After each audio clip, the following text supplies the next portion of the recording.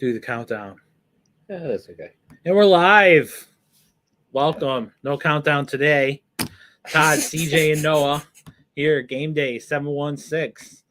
We will be happy to talk with you and you and you and you and you. Um, that was my musical quote of the day. So we are pivoting a little bit, and we're going to talk about the world and sports. And you're going to enjoy it, viewers, because you're really good viewers, and we appreciate everything you do. So, Noah, how you doing? I'm good. CJ? I'm great. How are you, Todd? I'm in a bad mood because Springsteen tickets went on sale this morning. And you forgot. That's I didn't not on forget. anybody. I had my alarm set. They went on sale at 10 o'clock. I had my alarm set for 9:45.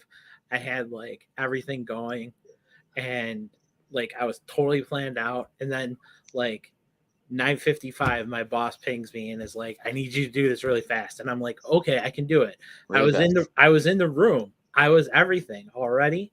And then like I turned to Leslie and I was talking to Leslie for a little bit, and like all of a sudden it was like 10:20, and I was like, no, how does that happen? I'm like, I signed up like a week and a half ago to get in like the pre-lounge or whatever and all that stuff. And I was so mad. So mad. So I went out of spite. What do you say? Out of anger.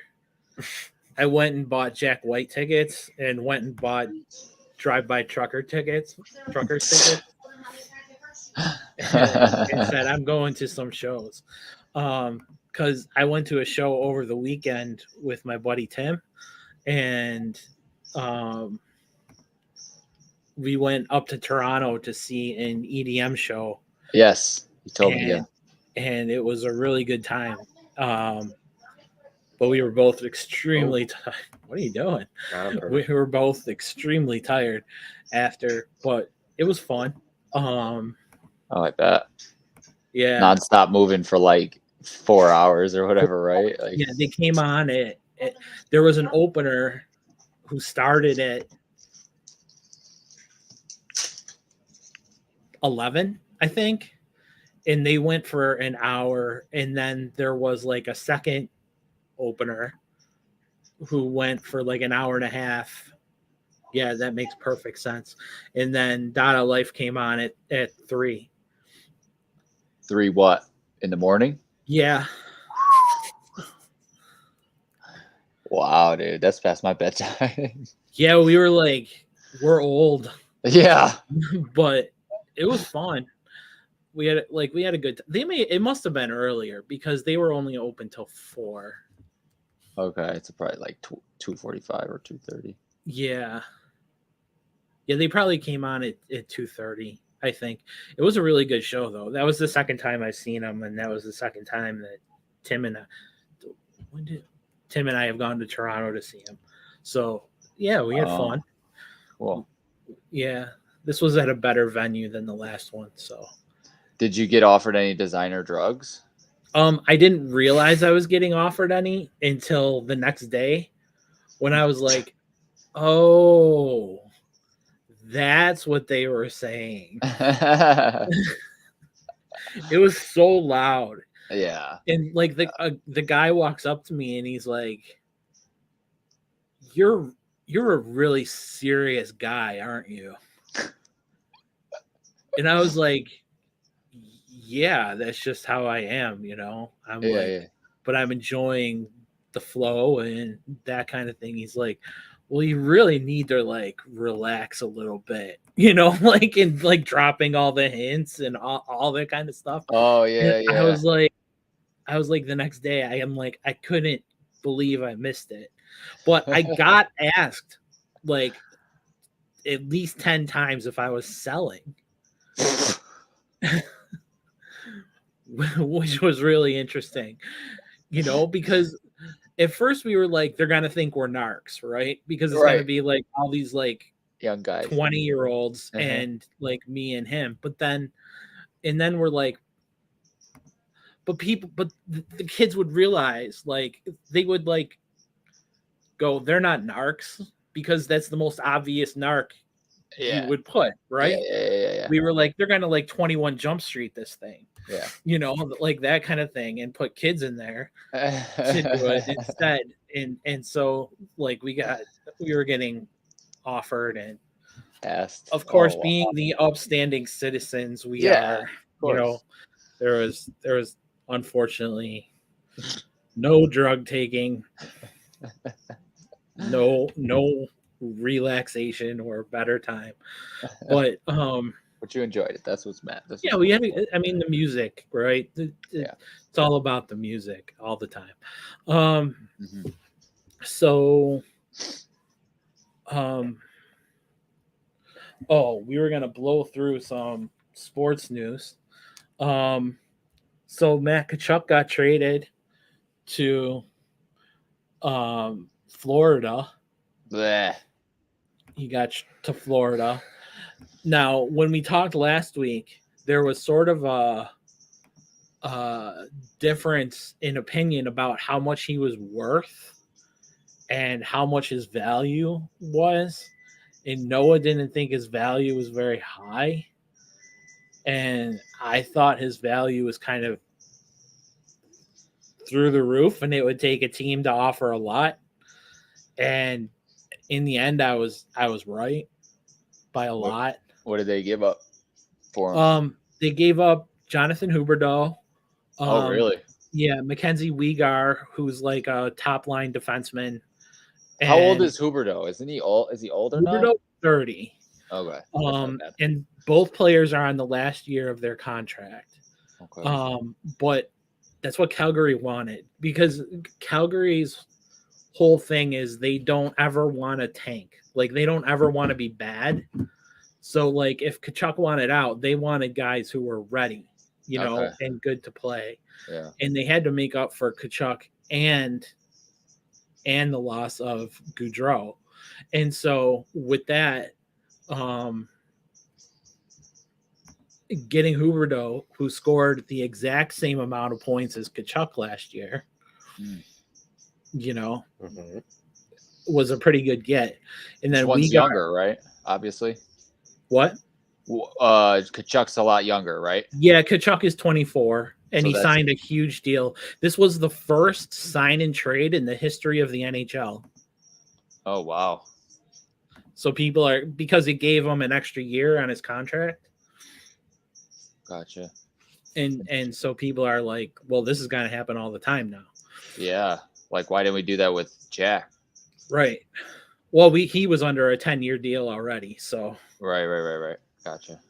But yeah, and then Florida also gave up like a bottom 6 forward and a first round pick. Like, they don't have a first round pick until like 2027 or something. Wow, that's a lot. Yeah, they're like Tampa in that they just don't really care about picks. Yeah. They just develop their like second and third guys round picks and turn them into all-stars now. So it'll be interesting to see. And Kachuk came out the other day and was like, he goes, well, now I absolutely hate Tampa. Like, I thought that was funny, because they like asked him like what team and if he still like was mad at Calgary or whatever, and he's like, no, I'm happy to play. I'm happy to be gone, but I'm, you know, out of that situation, and now my focus is just destroying Tampa every time we play. Okay. So it was those kind of Florida teams have no market though. Like, nobody goes to games. Oh no, that's not true anymore. Oh, really? Yeah, they sell like crazy. The Southern teams like have really been catching on like recently, don't you think? Like within the past 10 years, kind of. Are we talking about like the really good teams like Tampa, or are we talking like the Panthers? Tampa, the Panthers, now that they're good, they're gonna sell. I mean, they're also in the Miami market, so Sure. But like Carolina, That's another one I was thinking of. has been really good. Yeah. Dallas sucks. Dallas, they can't get anyone right. go. I was thinking San Jose also, right? Or am I wrong? No, San Jose is a huge fan base. Okay. At the Shark Tank, everything. It might be down maybe this year because of them not being good, maybe, but I don't imagine it's at like Sabres level where they're selling 11,000 tickets per game. Yeah. So I just wanted to talk about Kachuk and rub it in how I was gonna say, that's pretty much all that was about. Yep. Okay. So there was another sports item that we wanted to talk about that CJ brought up to us offline, and now we're going to talk about it online. So CJ, you want to set up this conversation? Yeah. So the other night I was watching a Dodgers game, and one of the announcers on the Dodgers just basically came out and said the Dodgers are equivalent to the New England Patriots in reference to development of players, in that they have one of the best, they develop farm systems. Exactly. And they develop one of better than most teams in the league. And so my initial thought process on that was I agreed with the statement, and I agreed with it maybe 4 or 5 years ago. And if you're going back that far, you're saying Hightower, you're saying You're talking from the Patriots side now. Yes. If you're going that far back, the only guy I can think of right now who they've developed in the past 3 years, the Patriots, would be who's the guy that just got traded? I'm sorry. From the Patriots? Yeah, cornerback. Or he's a free agent. He just left. Oh, not Butler. Gilmore? No, Jackson.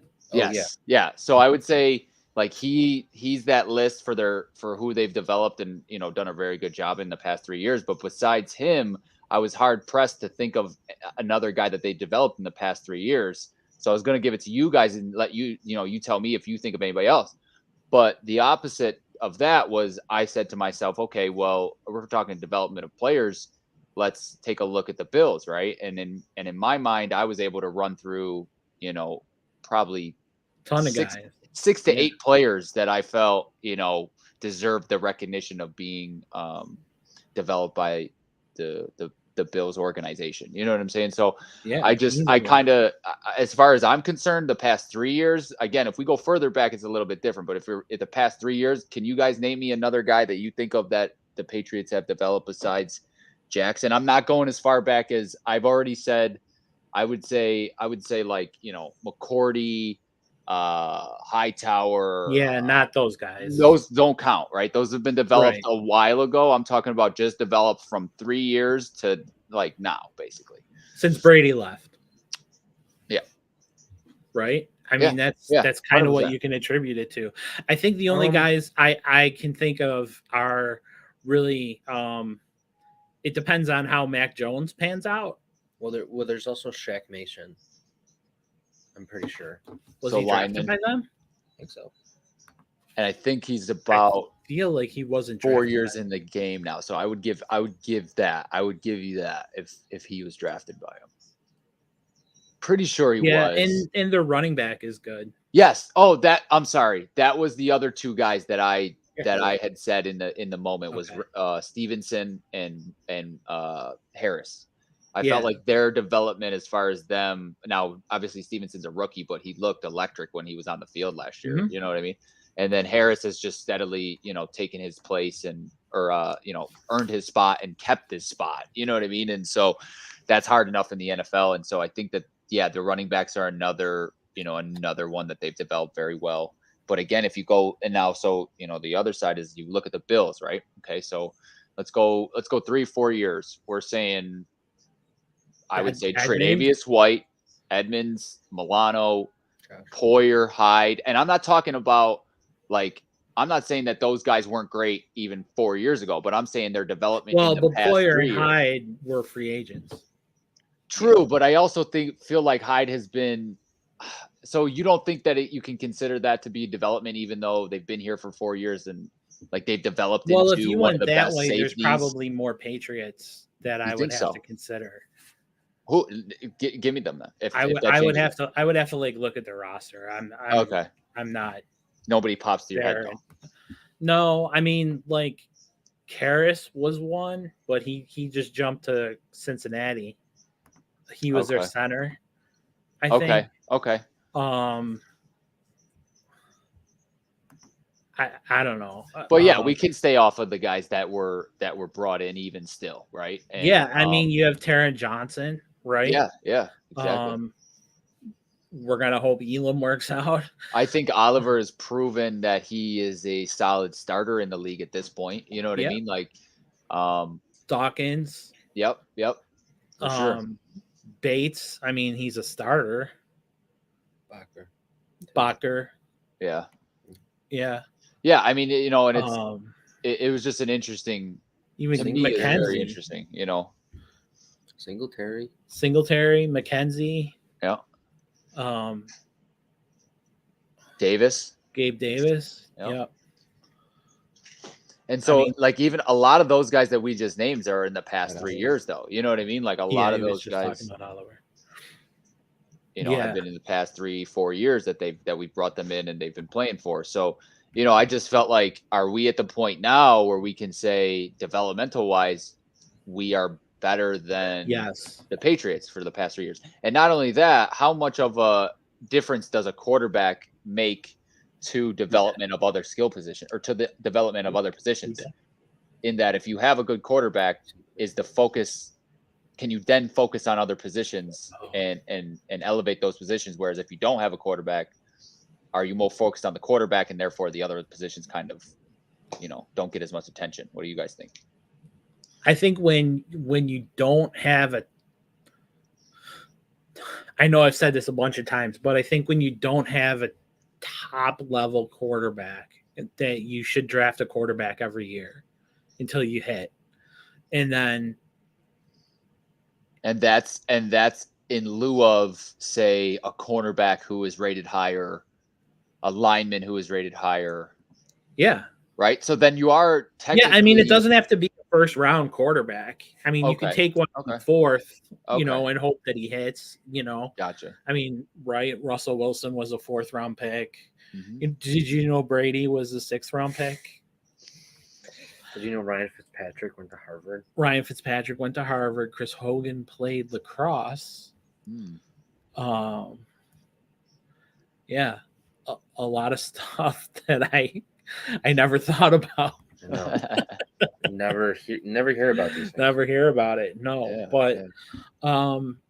so that's how I feel about the quarterback. The other thing about the quarterback is when you have the quarterback, it's almost the other way around.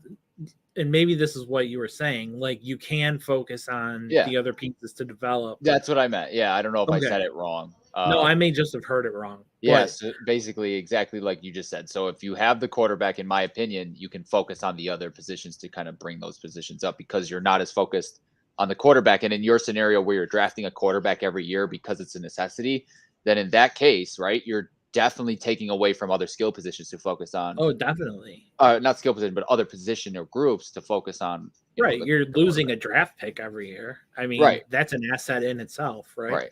Right. So, but it's still something I think you should do until you hit. For sure. It's really something, and teams don't do it, which I think is stupid. But that's something that I've always sort of believed in. It's like you got to get the guy. I'm just seeing younger and younger is like the move now. You know what I mean? I feel like maybe 5-10 years ago you could get by on a aging quarterback that could maybe come in, but name a guy since Case Keenum that came in aging quarterback and gone. You know what I mean? Gone to the playoffs. I'm not talking about like Tom Brady, Aaron Rodgers, or anything like that. I'm talking about a guy who wasn't that good on a different team, came in for, you know what I'm saying? You've seen all these backups or whatever go to other teams, and it hasn't really worked out in the past couple years. Whereas guys that are drafting people like Herbert or you know what I'm saying, like they're good. Like you know what I mean. They're not worried about it right now. Right. I agree. So I'm with you. Yeah. I had one other thought, but it's gone, so we'll move on. Cool. No, that's a really good topic. It's something really interesting to think about, just in general. So yeah, I mean, it'd be nice to have a Patriots guy on here to kind of hear what their thoughts are on it, right? But I mean, yeah, and I know what the other thought was that I think it's lazy broadcasting by the Dodgers to do that, because the Dodgers have bought championships. Oh yeah. No, you know what I mean? Mm-hmm. Like, sure, the Dodgers have developed some guys, but it's easier to develop when you have all-stars at 7 of your 9 positions. Yeah.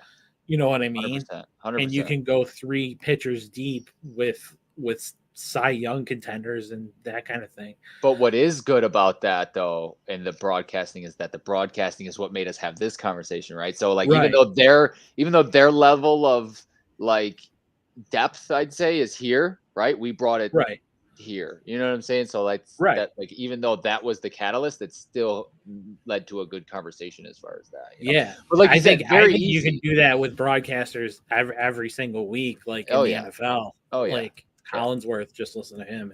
Well, I think it's an easy answer. I think it's an easy analysis. You know what I'm saying? Like, everybody knows the Patriots, right? Everybody knows they've been good for a while. Right. You know what I mean? But if you really break it down as far as what they've done in the past 3 years versus even what I think we've it done goes in the even past longer than 3 years. Right. Like, no, I know. But I know your comparison here is to compare the Bills and the Patriots. But, well, so my original thought, or the reason why I said 3 years was, you know, I kind of wanted to coincide it with the development of Allen. You know what I'm saying? So I know he's been around for 4 or whatever now, but at the same time, the first one wasn't really much development.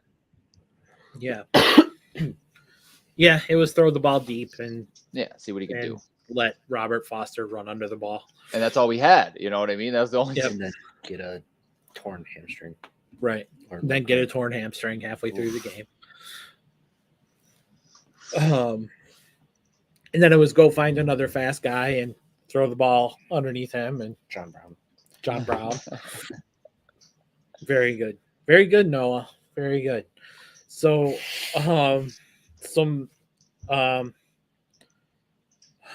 well, let's see.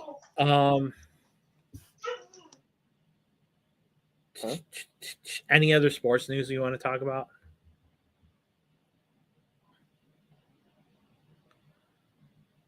I mean, I know camp has started. I mean, you got Kyler, right? You got Kyler's contract, yeah. And then there was another more than. I mean, I don't know if you want to talk about the studying thing. I think that they put a lot more. I think that the way that it was interpreted got a lot more traction than it really should have been. I don't think that he is not studying. Too. Yeah, and that's I got a lot of that from you. So if you want to go ahead, I mean. Well, I mean, basically, the way it was said at first was like, oh, they're forcing him to do this. And then it was like they looked at it and all it really was saying you have to do at least 4 hours. But he already does 4 hours on top of all of his extracurriculars that he. But I did find it interesting that they were like, you can't study while you're playing the PlayStation, or you can't study like while you're on another iPad, right? So then, or something like that's where So that's where then they put their foot down, because obviously that's where that's coming into play. But like they're forcing him. It's like, yes, he already does it. He just does it wrong. Like, that's all it is. He does it while playing the PlayStation, or he does it while playing a game on the iPad. Like, you know, he does it. And it's kind of like how this generation studies, though. Works. Like, yeah. Do you know what I mean? Like, I don't like. Julio. I can't, but I know of a lot of people that can put headphones on, kind of grind out. Yeah, definitely. So, another thing we just thought of was Julio Jones and Kyle Rudolph chasing a ring, with both of them signing with Tampa. And Impact. How big of an impact do you think both of them will have? I would say Julio will probably have the bigger impact on as far as the team. Red zone wise, I definitely. think Rudolph will do his thing in the red zone, to be honest. He's always been decent right at 1 yard, 2 yards out. Like he's always been decent there. Julio, I really think Tannehill limited him last year. You know what I'm saying? Like that Definitely. offense couldn't handle with how the running game is implemented in Tennessee, the offense can't handle a second wide receiver that can, you know what I mean, that of that caliber that But now wants they to don't have produce the any. win. Do they have a receiver? Burks. Oh, they drafted Burks. Yeah, but that's still tough. Yeah. You know what I mean? Like unless he's a Like, Jamar hey, Chase out the gate. welcome to our team. Yeah. Take us to the Super Bowl. Right. Like we were real close to the Super Bowl past 2 years. Now Right. you're the only one there that we need. You know what I mean? Like Right. now And we just traded a stud, and all you have to do is replace AJ Brown. Yeah, exactly. Exactly. And there was flashes a few times with Julio where he'd make a nasty catch in Tennessee. Like I know there was a couple, like one, I want to say when we played him maybe where he got open for like 30 yards or something stupid like that, and it was just he made a nice catch down the sideline. So I think he will do better than a lot of thought. And I want to say this has to kind of give you an idea of where they think Chris Godwin's at, right? So they must not feel. Did they say he avoided the pup list, or have they said it whether or not he's on there or not? I don't think he's on there. Well, then they might think they'll lose him for 4 weeks then, or whatever, 3-4 weeks. But from what I've always heard is that he was not going to be ready for the beginning of season. So you're really looking at Evans, you know what I mean? And I think I do love Evans, but at the same time, I think he functions best with another guy on the other side, so. Yeah. But you can put a guy on PUP now and take him off anytime you want. Okay. There's like a date. I don't know when it is. It may be right at the start of the season even, where PUP actually counts where they're locked in for 4 weeks. So we think that me and my other personalities think that that when I talk to myself at night. Exactly. Feel like that's because they're doing the same thing with Trey. Like they put him on the PUP list, but like the Bills are doing the same thing with Trey. They put him on the PUP list, but they can take him off whenever they want until the season starts, I think. So do they even have to put him on the PUP list right now, or it's just if they they're put not him on the PUP they have list? To be on it? They put him on the PUP list so they could bring in more guys for camp. Okay, what's the difference between the PUP and the NFI then?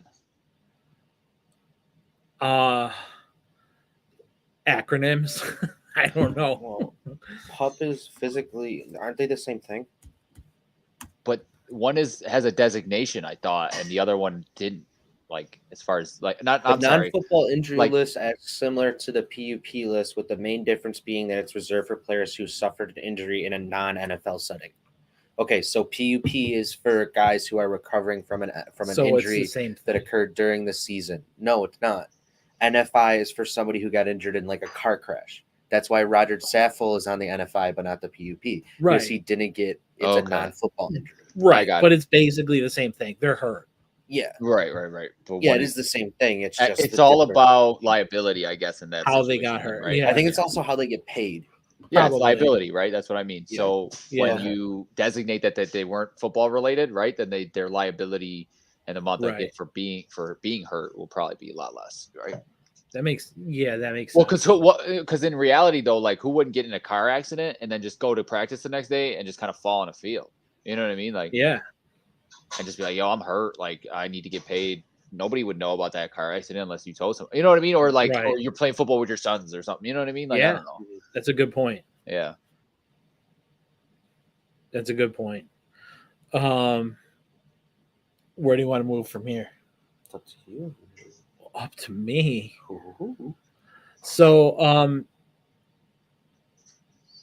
Clarence Thomas, the Supreme Court judge, he quit his teaching post at George Washington today.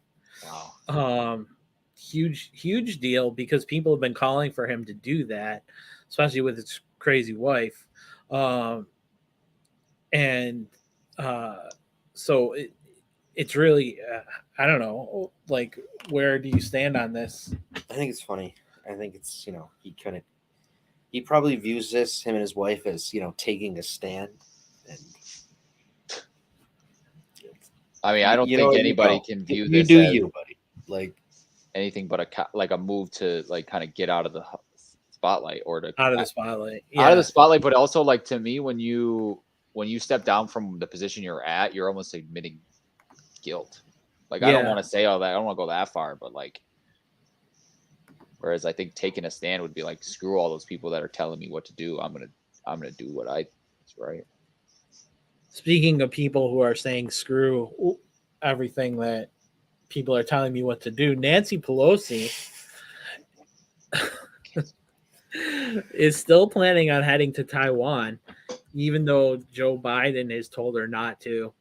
And then Pelosi said, I'm going to go still. And then Biden said, our military doesn't think it's a good idea. And Pelosi said, I think I'm still going to go. And then she invited other people within both Republican and Democratic leaders to go.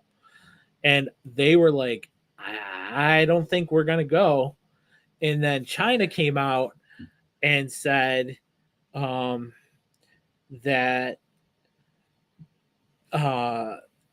they will take forceful measures if Pelosi goes to Taiwan.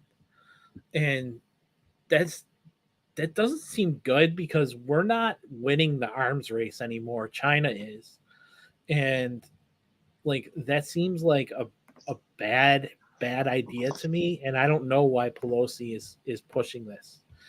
Do you mean nuclear arms, or do you mean like what do you mean by arms race? I thought Russia still had more than us too, or am I wrong? Well, China is going to flex his muscles. I mean, after Biden provoking them, saying if China were to invade, we would fight. We would enact our treaty, which said, if Taiwan's sovereignty is threatened, we'll step in, because we can't have that blocked off. Trading, right? I would assume, right? That's got to be. Yes. Okay. Yes. Well, right. So because why else do you need Taiwan? A string of islands, like all these different. Every countries. single shirt you. That's my point, though. Trading, Taiwan. right? Yeah. That's okay. That's what I was getting at. Okay. Well, we also are able to monitor China and also like monitor their trade, because there's all these islands that connect basically from Japan all the way down through China, all the way like to where Korea is. So main ports and stuff like that. Right. Yeah. So we have bases all through there that all connect. So if China were to attack Taiwan, our connection or blockade of China, that isn't really a blockade, where it's just our boats hanging out. Right. Our boats just, chilling, watching them go by with our guns trained on them to see if they do anything as their merchant ships go by. So we wouldn't be able to have that ability anymore and be able to monitor our enemy. Right. So I don't understand why Pelosi wants to go on this trip, because you're provoking somebody who doesn't need to be provoked. It seems like an ego thing. And like, I know she has a massive ego, but I've never seen her as having a stupid ego. And this seems like a stupid ego thing to me. And I don't know exactly why she would pull this now, when she's in her 80s or late 70s or something. I think this also shows, though, the weakness of the White House right now. Well, and that's a problem as well, because the Democrats need to be sticking together, and instead of falling apart, and the weak, showing Biden is weak is what's causing 3 of 4 Democrats, according to a CNN poll, it's saying 3 of 4 Democrats don't want Biden to run again. And this would be the first time that this ever happened, where sitting president actually chose not to run, except for like guys like Gerald Ford, who weren't in control of him being weren't elected in the first becoming place, basically. Yeah, thank you. Or guys who died in office, like Garfield or something. But that sucks. But this would be a real. I don't know. What are you talking to yourself? Yeah, I mean, I just kind of feel like what really sucks is the optics of everything and how, from a very like easy, like not really in depth like look into things. It looks like a lot of these things are happening that we're going through now as a result of Biden being in office, but a lot of things are out of his control, and B, have a lot to do with what he was given when it was brought in. So it's like it's tough. You know what I mean? Like if I hear one more time that Biden is the reason why gas prices are so high, like I will probably. What, you don't like the stickers? Oh my God, I hate it. Well, it's just so not what is really going on in the world. You know what I mean? Come on, man. And that's what kills me. Right, and I mean when there's the inflation, easy answer. It's not an easy answer. The entire world. But it's not like gas prices. You know what I'm saying? Yes, have a lot to do with the inflation, but it has a lot to do with supply and demand, and whatever the hell the Saudis want to do at that moment, whatever the hell the big major producers of oil want to do. And if they feel like they want to fight against each other and compete against each other, that's when you have prices drop real low, right? And that's what you had last year, 2 years ago. Is you had COVID hit, right? Which strained travel, which made it so people didn't want to go anywhere. So you had a lack of demand, but at the same time, those major oil companies were still producing. So even though you had a lack of demand, you were still producing. So then your prices will have to fall to meet the demand, basically. And now if they can kind of work together, these big companies, these big oil producers, and say, oh, we don't want to fight against each other, let's work together, and then we'll all make more money. And that's, you know what I mean? It's kind of where you're at right now, what you're getting, and it's just so much out of the control of the United States that I just can't stand seeing those. You know what I mean? I'm sorry to go deep in there. It's very frustrating. Very frustrating to see that stuff. The one problem, or one of the problems that's out there, is how much oil Russia controls, and how much they dislike us right now. Well, I mean, if you want, I can give my whole progressive, I'm with Noah's part of the squad. I'm with CJ to a certain extent. I mean, yes, obviously Biden doesn't control all that, but here's what I'll say: walking hand in hand to Saudi Arabia and begging the Prince of Saudi Arabia, who ordered the murder of an American journalist that you didn't really do anything about.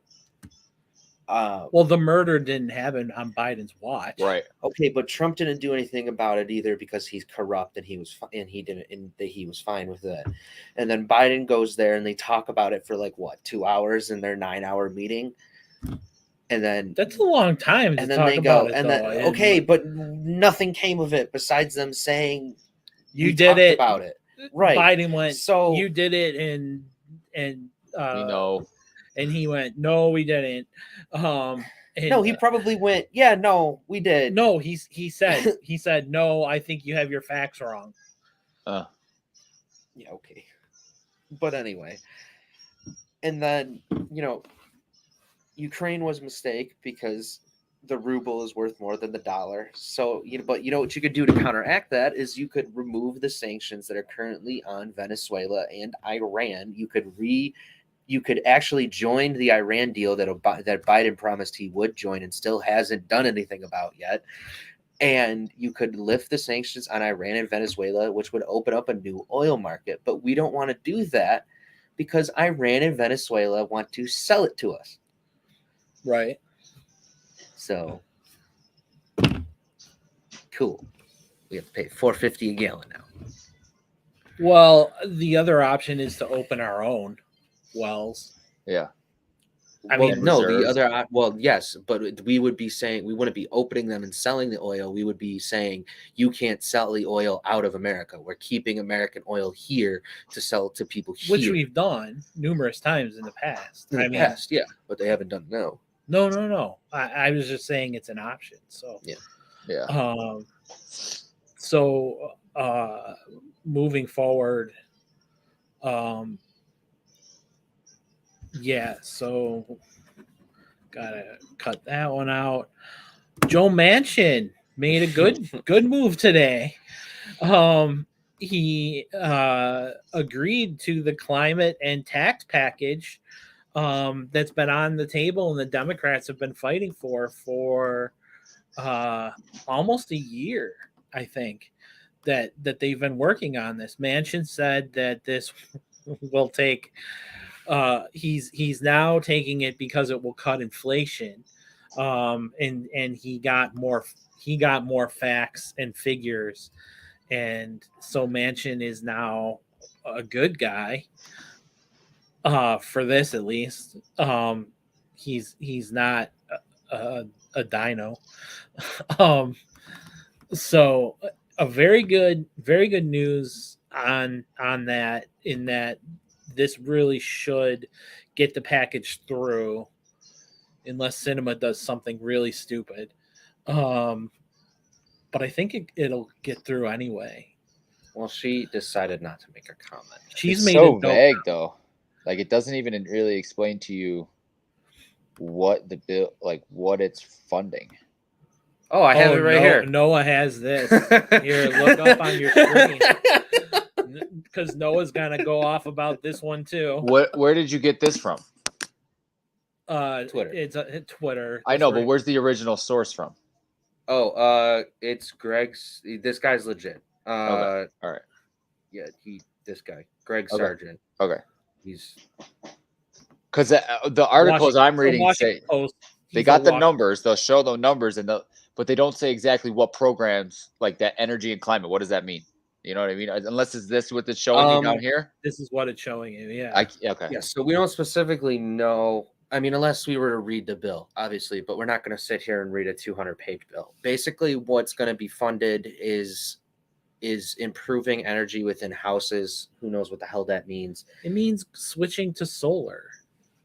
Hopefully, I hope it doesn't mean like better working light bulbs. I hope it means like better tax incentives and more incentives for solar, right? Tax incentives for better windows, those kind of things for AC unit or I'm sorry, thermostats that you can control from your phone. Right. I know they give money back because it's supposed to be so. Like if you're not home, right, you can turn your heat down or your AC down, and you can kind of control it. Yeah, right. From afar, it's much easier. In Buffalo, we don't have rolling blackouts, but that's a huge problem. I mean, across a lot of the country, and so that all those kind of things I think are more for the places that get the rolling blackouts than they are for places like Buffalo.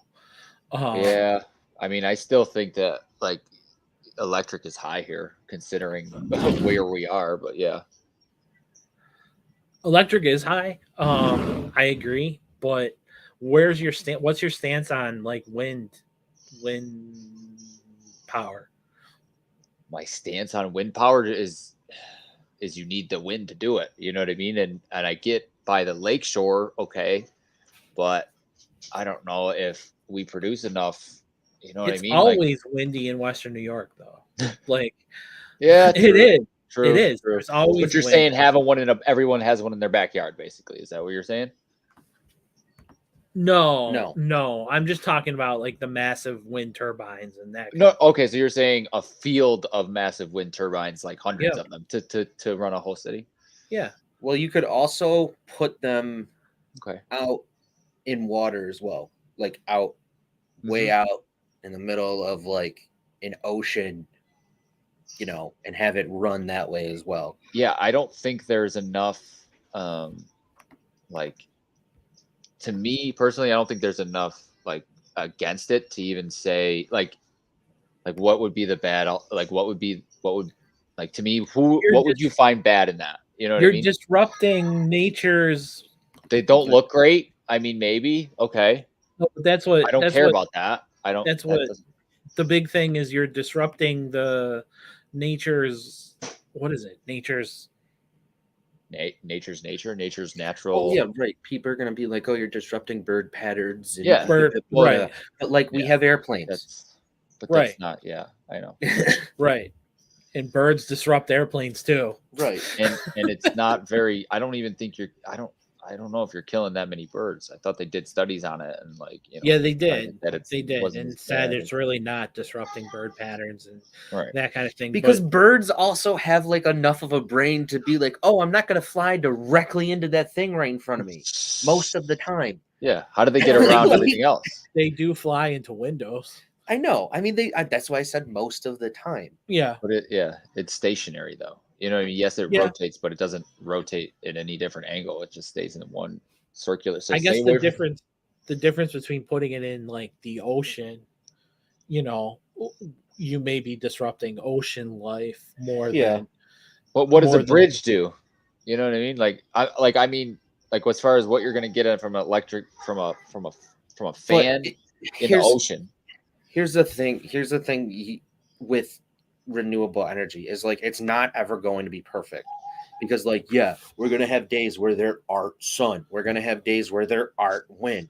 Like, yeah. But they're making things where you store it. Where it's being stored. Now. Right. Well, yes, obviously. But like the thing with putting the ocean turbines like out in like the ocean or something like that is like there will always be wind. Well, no. Yes, you may be disrupting the certain things, but the impact that it will have positively from us moving away from fossil fuels will counteract that. There's also a way to make it so like it's not that disruptive and like it won't be definitely that kind of stuff.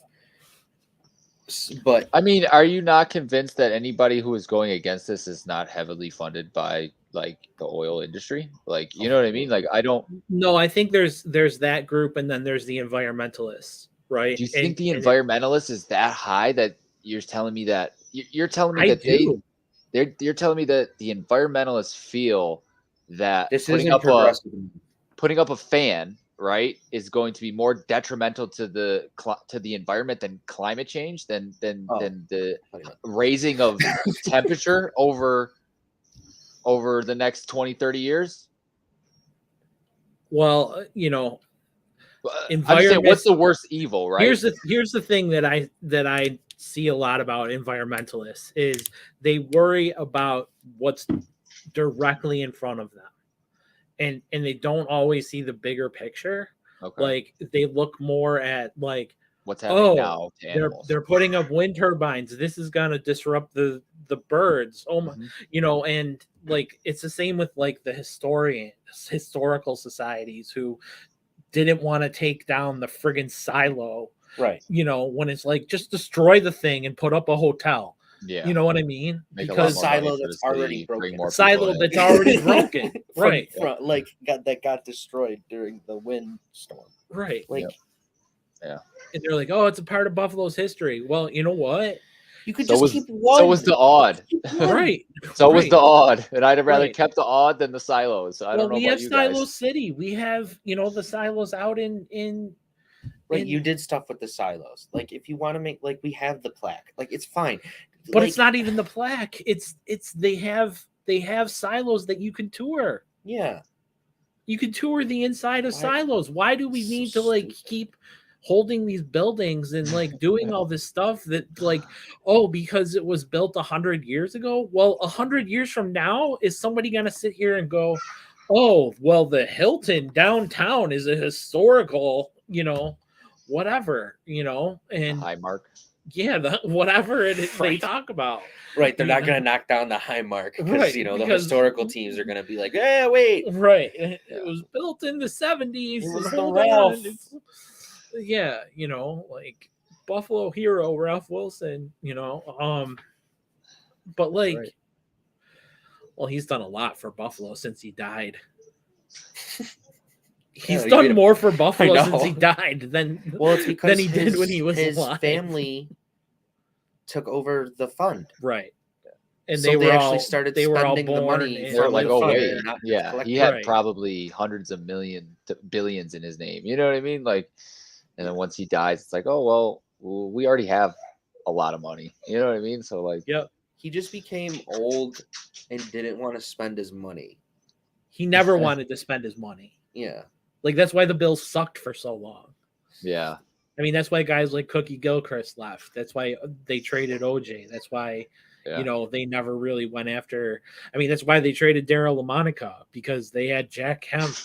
I mean, and it's like, oh, let's trade a potential Hall of Famer, and I mean, you just think of all these guys and all these things that they did. They destroyed their relationships with so many players and had to patch it back up. And the Sabres did the same thing, but that was after the Knoxes. The Knoxes were great owners. Yeah, no, it was what was his name? Golisano? Right? Yeah, he was known for not spending. Like, I remember him during his time when I was little, and I remember that going around, and everybody would say that he never liked to spend money. Well, the thing about Golisano, though, was he was brought in right after the Sabres bankruptcy, right? Oh. So he was brought in to right the ship. Gotcha. He wasn't necessarily brought in to make the Sabres good. Gotcha. No, that makes sense, though, but financially sound, but like more better. Yeah. Which I didn't know that about him, so like that makes a lot more sense. So, it was like the Sabres are bankrupt and being run by Gary Bettman. Can we do something better than that? And Golisano was like, well, I have the money to buy them, and I'm from Rochester, and I know business, and I know business and all of that. And so they worked out a deal where the Sabres were cheap for him, and basically got the Sabres into better financial status and that kind of thing. So let's talk more about the bill, because Noah has all this data. You're on mute, man. He's on mute. That's fine. No, we're good. I thought he was talking to somebody else. Oh, okay. You're in a second podcast. Is that it? Yeah. Podcast with all my family. Yeah. Family podcast. Yeah. Go ahead, Noah. Yeah. So basically, we learned that it's called the Inflation Reduction Act of 2022. It invests in the technology needed for all fuel types, from hydrogen, nuclear, renewables, fossil fuels, and energy storage, to be produced in okay, hold on. To be produced and used in the cleanest way possible. It is truly all of the above, which means this bill does not arbitrarily shut off our abundant fossil fuels. It invests heavily in technologies to help us reduce our domestic methane and carbon emission, and also help us decarbonize around the world as we displace dirtier products. So it doesn't get rid of coal, which is why Manchin's fine with it. Right. It just improves our power grid. Right. So then you have $369 billion going to energy security and climate change. Mm-hmm. Dude, you still have fossil fuels on here. That most of that money is going to go to the fossil fuel companies. That's why this bill is going to pass. That's why Manchin's fine. That's why Manchin's going to vote it through. But they did mention hydrogen and nuclear, which I don't think is a bad thing. 15% corporate minimum tax. Patricia, what is this prescription drug pricing reform? Allows Medicare to negotiate drug prices and caps out-of-pocket cost to $2,000. Well, that's actually good. I mean, in my opinion, that's good. That's a good thing. Lowers ACA healthcare premiums for millions of Americans. Makes biggest corporations ultra wealthy pay their fair share. Sure. There are no new taxes on families making $400,000 or less, and no new taxes on small businesses. We are closing tax loopholes and enforcing the tax code. See, this is like, but this is a summary. Like you said, there's a 200 to 400 page document that someone would have to read in order to really understand like what all of this is saying. So I mean, we can make our assumptions based upon what this is saying, but like I don't think we can really like dive into destroying the bill before like it actually does anything. I mean, at least they're doing something. Yeah. You are so jaded. I can't believe. But you're also this progressive. Like if it if it doesn't fit into like your window of things you want done, no, it's you sit it's there fine. and It's you just go. right. I mean, it's go, a win. not It's right. a win for the Democrats, regardless. I think. I think so too. And I mean, I get where I you're think coming this is a from. That win has a on lot of on fossil on fuel on it, and that is not something you really want to see either. But again, you have to make it what is it, palpable for the Republicans. You know, they have to be able to want to take it, you know, and want to pass it. So right. it's kind of what it's always been. You know what I mean? Like, it's not surprising that that's the case to me. The fact that we're getting any energy and we're closing tax loopholes is not something Republicans want to do. Right. But I'll they believe can when undo it. happens. They can undo True. it after midterms. True. So I'm just saying, like, you don't get a bill passed by saying you're cutting tax loopholes through the Republican Party. right. But with everything else that they put in there, you know what I'm saying? They make it so it's digestible. They make it so they can handle it.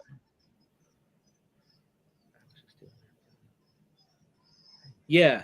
Yeah. No, I agree. But I mean, with Manchin saying that this will cut inflation, or based upon his review that this will help cut inflation, I think that's Because he's talking about the that's important though. I mean, inflation is the biggest reason people hate Obama. The biggest reason people hate Biden right now. Yeah.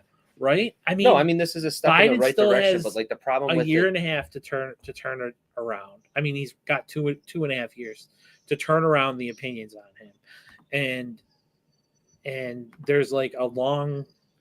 He better have a plan to do it, and hopefully this is his plan. And I mean, this is part of his plan. The other part has to be like fighting Republicans like crazy after the midterms. I mean, that's just got to be what he does. You know what I mean? I mean, I can't see it in another way that Biden even has a chance to like. it's not. I mean, yeah, the bill obviously isn't progressive enough for me, but it's a step in the right direction. The problem with it though is when I'm reading this quote, which I'm pretty sure is from Manchin, the part that makes me nervous is you're sitting here, yep, you're talking about all fuel types, so you're talking about devoting money to more than just fossil fuels now. Like, this doesn't seem like something that he would support. I don't know. I disagree. It seems a little bit. This is the only way he would support it, is if it does all energy, because they weren't including all energy, and they have to. Yeah, I mean, he made a swift turnaround. Like, he was very much so opposed to the similar bill not even a couple weeks ago, I think.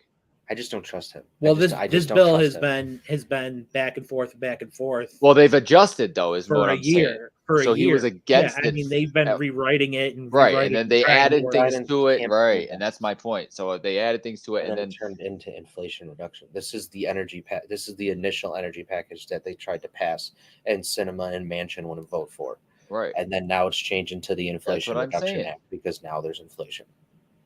Okay, or they added fossil fuels. Right.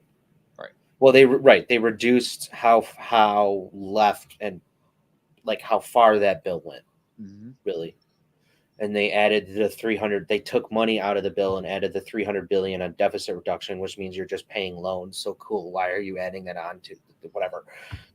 Because you That's can. why this is called the Inflation Reduction Act, and that's right. That's how you got Manchin to vote for it. Cool. So now there's 300 less billion dollars. Okay, but if you're paying $300 billion on bad loans that people took out for college, okay, that's a good thing. I mean, you put in bills what you can get, right? Yeah, but, okay, you but put in Noah Morse Day if you can get Noah Morse Day, like in West Seneca or Orchard Park or wherever you want your day. Like people do this all the time. Where do you want your day, Noah? Where do you want your day? Where do you want your day? We'll make it happen. We'll put a bill out there. Just so I know, where do you want it? Hamburg? You want it in Hamburg? No. Not in Hamburg? Of Buffalo? You want a key to the city? See, there's just whatever. It's right. It's a stepping stone. Cool. You got Manchin to vote for it. Try to get cinema now. Good luck. This is better than the infrastructure bill or the gun bill. Yeah. Well, the infrastructure bill was just a literal bill that he had to pass. So. Well, and the gun bill was the same. And the gun bill has no teeth at all. Does nothing. Yeah. Right. Exactly. Yeah. Right, and the infrastructure bill. This shows that we still have to see how the money's distributed, right? And that'll be a big tell as to whether this is a good bill or not, in my opinion. Yeah. Why don't you just cancel all student loan debt like you said you were gonna? Oh, that'd be great. Because he can't. I mean, a lot of student loan debt. Tell me how he can. Well, he said it multiple times in the campaign trail. So why campaign on it if you can't do it? You just can't. Because you try. You try. Yeah, yeah. I mean, you think, okay, maybe we'll get 53 senators instead of 50 with 2 who are douchebags, and won't even. But you have to, I guess, even still, even if you don't do that, right? Even if, you say you run on it and then you don't do it, but at the same time, so if you know what the people want, right? Aren't you supposed to be conscious of that and hit on what people want, right? So to leave that out and say I'm not gonna try, you know what I mean? It'd be okay, well, a bunch of voters would probably not vote for him then. You know what I mean? Yeah. I mean, you're losing part of your base, and the problem is he's losing his base while he's in office because he can't accomplish anything. Yeah, and that's for sure. I mean, and that's an issue as the president. Okay, but I just remember that every Democrat care more about the independence that you might lose because it's not right wing enough for them, or do you care about the progressives that you're currently losing, the people who are getting disinterested in helping the Democratic Party, and the people that you're losing that are saying, well, I don't want to vote for anybody because this is terrible. Decide who you want. Do you want the people who will vote for you every single time because you're a Democrat and becoming disinterested because all they watch is the news and they see Biden say, and Biden just everybody saying Biden's incompetent, Biden's not able to get anything done, so they become disinterested? Look, Biden is an old school politician, right? Can we agree on that? Yep. Whatever old school politician is in these days. But I mean, he's always been a deal maker. Always, throughout his entire time, and he was always a deal maker. He was always the guy who said, let's all sit down and hold hands and sing kumbaya until we get something done. You know what I mean? And that doesn't work in this day and age when people are literally hating each other and just saying I'm voting party lines. And he's got to pivot. He has to pivot. If he doesn't, this is just he's totally screwed. And I just don't see how trying to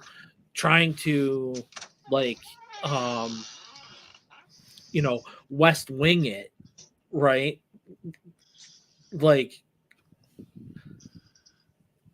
Where you stand up and go, I'm the president, you're going to sit down and listen to me, and we're going to come up with something here. You know what I mean? That's not what I'm saying. I'm not accusing you of West Winging it. I was just using it Okay. I know you 'Cause I'm love the not. West Wing, But and I wasn't West Winging it there because that's a true thing that we talk about all the time with the Democratic Party, period. okay, You have to decide what you are as a party. Are you the people? Are you no, hold on? Are you the people who actually stand up for the people and do what you say you're going to do? Or do you care more about keeping the people, about keeping your power? Because that's what it is. You're holding on to moderate votes who are right wing leading. Why do you want those people? Why do you care? You are losing everyday people who will vote for you if you just cancel the student loan debt. Biden is using the powers to be able to say to the student loans, don't contact borrowers. I'm going to cancel $10,000 per borrower. He can use those exact same powers to say it's all canceled and done. Who's getting that though? Do it. My question is who's even getting that? right. Because I'm not. Like, you know what I mean? Like, yeah, I get no 10,000 off mine. It's for certain borrowers. He's picking certain companies to Right. do it with. It's not across the board anyway. Right. That's my point, right? Like, that's what kills me is Well, even it's if more it of the was loan shark loans, right? Than it true is like the than the subsidized New York State loans. right. Yeah. I mean, he's not just like picking and choosing. He's being strategic about it, True. right? True. Well, yeah, right. Yeah, he's picking right. He's picking the worst companies first. Right. But again, he can use the same power he's used to pause student loan payments to cancel the student debt for the 45 million Americans. I mean, it's clear that what he has done is not enough for people, right? You know what I mean? Like, yeah, he has done that, right? But it's clear that that's not convincing people that they should keep him around again. No, but Unfortunately. Back to my point is that he's a moderate. He's not going to go after the progressive vote. Then he shouldn't run for president. Well, he is the president, and he beat Trump. Yeah. Would you rather have Trump in office right now? Okay, I wouldn't rather have Trump in office. Okay, Jesus. so let's start there. And then, so he was able to beat Trump. He was able to and he's win. Currently losing to Trump by 8 points right now. But he's not losing. Trump isn't even officially running right now. Okay. He has the worst approval rating since Woodrow Wilson. Okay. And I'm not saying I want Trump in the days office. Under Woodrow Wilson, I remember very well. They were not good. Okay. They were not what people wanted. But Wilson had morals and I was going to say ethnicity. Had ethics.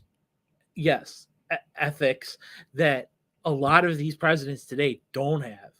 And like, to me, I don't know where I was going. Here's the thing when it comes to student loan debt. If you're not going to cancel it and you're going to try to market it toward the moderate right-wing Republicans, you want to know who you're marketing to? The people who are able to pay back their student loan debt. You want to know what happens when you cancel it for everybody else? You're going to get a huge amount of voters because those people are going to be like, holy crap, he canceled my student loan debt. I'm going to go vote in the presidency. Who cares? Because your generational gap between you and Biden in politics is so massive that you can't see like what Biden is trying to do. And I don't agree with it either, but this is his way. And this is what he's trying to do. Okay. It's wrong. To you. It's not wrong to him. I mean, the argument against student loan debt, paying off student loan debt would be you're spending more of the government's money to pay off something that people made a decision. I'm with you. I have student loan debt. There's nobody that wants it more forgiven than me. I'm just giving you the alternative of what the other side is going to say. We don't want to put more money. We're already 3 trillion some in debt. We don't want to increase that by forgiving all the student loan debt. How is it going to be forgiven? It's going to be paid. It has to be paid by the government, right? Well, no, but it's still going to be. And my only point in saying that is when you say yes to forgiving all of student loan debt, yes, you you hit on a certain portion of the Democratic Party. But again, I don't know if that is enough. I don't know if saying, okay, just getting rid of student loan debt is going to put everybody on his side. I think there's going to be just as many lose people. The moderates. That's what I'm saying. Because the moderates are going to argue what? That it's And then you I want to know can what pay I off just my said. debt. Exactly, that they Republican made the who campaigns decision and against that the student government loan shouldn't debt, pay you for it. Hammer them with that and say that they didn't want to help the poor person who's struggling, who's going to have this debt that they're going to have to pass on to their kids because they have so much student loan debt, and they're using a degree that they can't even use because the job market is terrible. True. Except it's not. The job market right now is terrible. Well, for people coming out of college, yeah. I mean, for people coming out of college, yeah, 4-year. You really think somebody wanting a 4-year degree really wants the job at FedEx being a delivery person? Yeah, no. I don't think you're getting that job specifically, but I'm saying a 4-year degree is not worth what it was 10 years ago. I'm saying that because I think it depends on the industry. Okay, I agreed. Well, I guess. I mean, the way I view it is, if you're an engineer, right? Like, you're going to make a lot of money. Right. But you're also going to have to go through a lot of schooling, and it's not easy. Like, engineering classes and stuff like that is very hard. Yes. And you're going to make good money in that industry. Jobs. No, true. Exactly. There are more low-end 100%. We're going to talk about jobs next week because I like. No, I can tell you. I need to do more research on you saying there aren't engineering jobs out there because I see them all the time. I know people that have engineering jobs. It's just a very select group of people that are even going to go into school for that. You know what I mean, though? Like, it takes a very high capability to get through those classes to become an engineer. You know what I mean? Like, that's not for somebody coming out of the Buffalo public school system. I guarantee you, like, that level, the percentage of what comes out of the Buffalo public school system versus what comes out of the suburban public school system, much different as far as what kind of jobs or what kind of schooling they're going to get. You know what I'm saying? Well, I think we can all agree on that. Right. No, I mean, I don't know. So let me ask this question. Would you rather have money put into city schools, or would you rather have money to cancel out loan debt? Oh, God. I'm asking the question. Why do you get frustrated when, like, why don't we do both? Okay. I was going to say take money from the defense, and put it towards both, but yeah. Well, I've been saying that about the defense budget for years, but okay. Right now you can't. I think, in general, just public school systems and stuff like that, like, it needs to go back to a system of kind of similar to how they do it in Canada, where your cities are also kind of with your suburbs. You know what I'm saying? So money gets split up that way, and it kind of is given to a section. City gets bigger chunk, suburbs get their chunk. Where we're at right now, every kind of county, not county, but every little suburb, there are places getting their own. Buffalo is just behind the times. No, I know there is. I'm just saying, like, the way they do it right now is, Kenmore, Tonawanda, Amherst, those are all set up to be able to control money the way they want to control money. So when you have 8 different cities that all need to divvy up a pot, right, that is given to Buffalo or the greater Buffalo area, those cities get their portion and they get to decide what they do, and their decisions are always for the best of their cities, not for the better of Buffalo or the inner. But it's not just their cities, it's their, I don't want to say their constituents because it's not necessarily government. Fine. No. I was reading this. I was reacting to what I was reading. Continue with what you were going to say. You have people living in Amherst. They want their kids to go to Amherst schools, right? They don't want their kids being bused down to I'm with you. I'm with you. Right? But that's And also caused what we have, the issues that we have in the city versus the suburbs, though. You know what I mean? Because they right. can, go ahead. And as Democrats, like, we see that, but when most of these suburbs are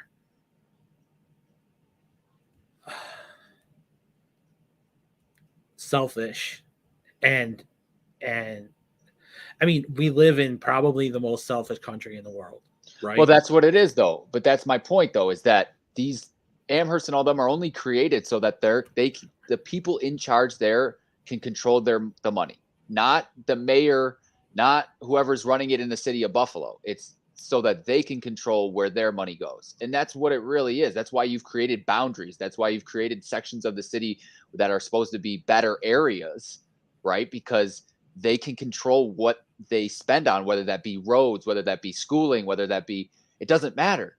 You know what I mean? Like they have that control, and in turn they have a lot less people, and they have a lot more, they're a lot more able to make the money that they're given go further. Whereas the city of Buffalo is given a certain amount and having to feed and having to take care of 10 to 20 times what they are. You know what I'm saying? So I just think, I don't know. I just always felt like But isn't there more money downtown? I mean, more there money. is, there I mean, is, this but if if you you look look at the at Buffalo school 100%, district, right? if you take a pie, right, 75% of that pie is going to go to the city. Right. 25 is going to, but if you look at the amount of people that live in the city versus the amount of people that live in those suburb areas, the amount of dollar per person or the amount of government spending per person, right, is going to be a lot lower than what it would be in Amherst. Hence why you have better areas, why people want to live there, because for each person that lives there, there's more government spending on them versus the city of Buffalo, if that makes sense. It does. It does. You know what I'm saying? Yes, but there's so many sides to this, right? That Mhm. we could talk about this for the next 20 podcasts and it wouldn't get old. You know what I mean? And and like there's just like, because a question comes along, right? Like, would more people move to the city if the city had better schools? Yeah. Okay, but then how do you get the city better schools to bring people into the city? By divvying, by if you're doing what you're saying, it's like by divvying up the money from the higher end high pay suburbs, Okay. right? I'm saying you have no jurisdictions whatsoever. That's what I'm saying. So would you send someone from Hamburg to like Kenmore? If they want to do that, I feel like that's their decision. I'm not forcing anybody. You're going to go to the public school that you're closest to, in my opinion. And then, but I don't think what's that's going to, true. I mean, like in Richmond, where like my niece and nephew live, like my nephew through all of junior high, and I think my niece too. They took a bus that took them 2 hours to get to school, and 2 hours where to did get they them live at? home in Richmond, Virginia. So they must have been rural Richmond or like outside of Richmond or something. Because in the city of Buffalo, the way it works is if you live in a certain section, Mm-hmm. you go to a certain school, right? From elementary. Not until you get to high school though. When you get to high school, you have to apply to where you want to go, and then In you the take city of Buffalo, is that what you're talking about? Or you're talking about suburbs? No, I'm talking about in City. the city of Buffalo. Yep, city of Buffalo. You kind of. So if you want to go to a McKinley, if you want to go to a, City I would say even, honors. yep, you have to apply.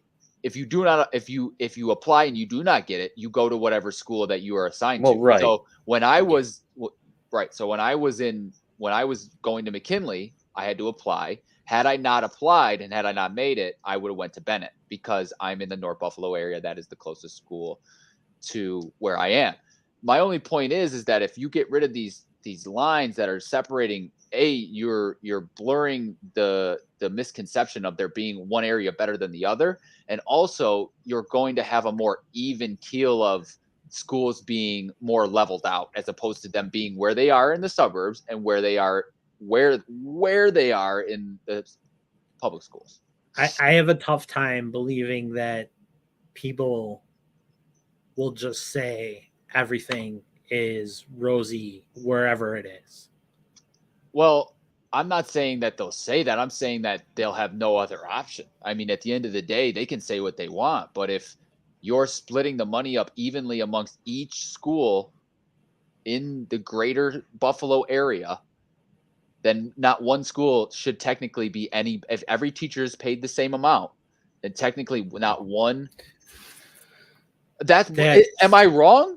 No, you're not. But you're talking about like a wholesale change. I mean, like this comes from like a top I know down. I'm not saying this is ever going to happen. Yeah, I know that. Yeah. You know what I mean? I mean, but this to me is the way you break down structures. Well, yeah, I mean, of what separates people from being able to move up in the world. You know, this is on top of that. I mean, it's not even just that. I mean, you don't even have to eliminate school districts. You have to eliminate private schools. You have to eliminate like the Montessori schools, or at least eliminate how much you have to at least consider them actually a private school, because there are some states, I don't believe it's New York State, but there are some states where public schools either get less or the same amount of funding as like a private or a Montessori school. And it's like that they're not the same.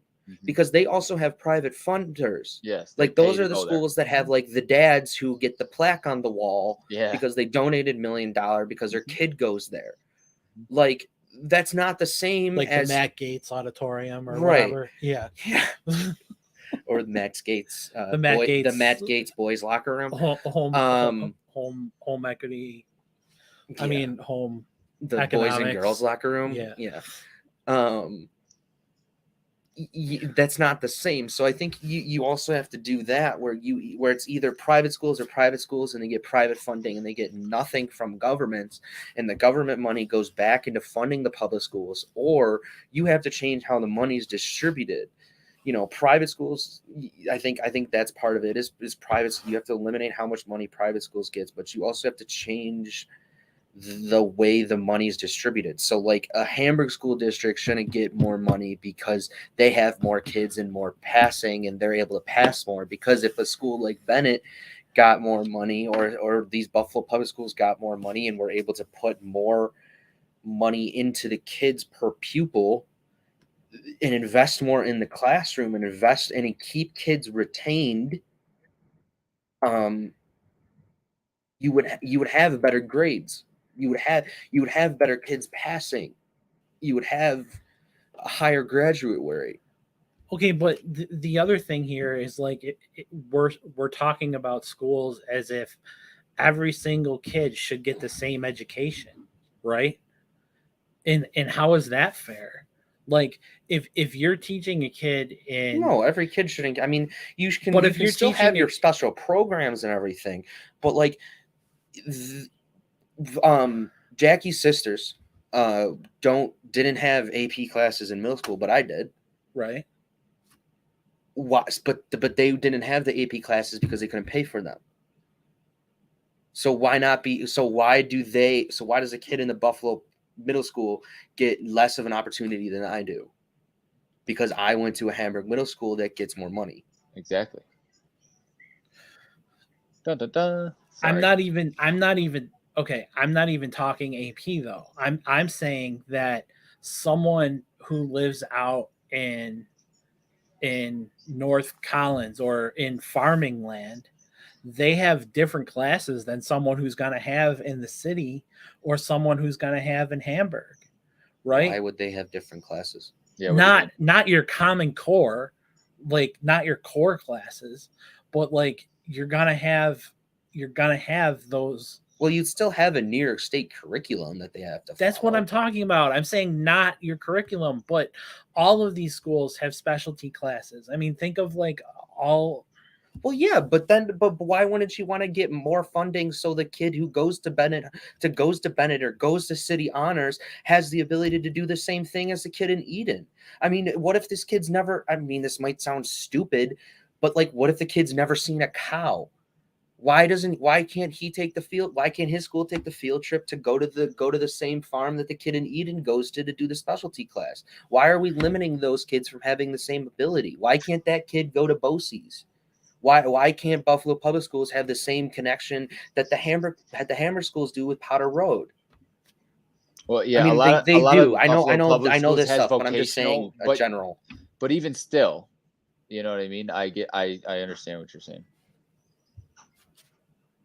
You're limiting opportunities by saying you want to individualize everything, but you're limiting the chance of somebody who's poor because you're saying, well, Eden, well, you're just keeping it really more status quo because you're saying Eden should get more money because they have specialized classes. But why can't Buffalo get that same amount of money to be able to do those same specialized classes?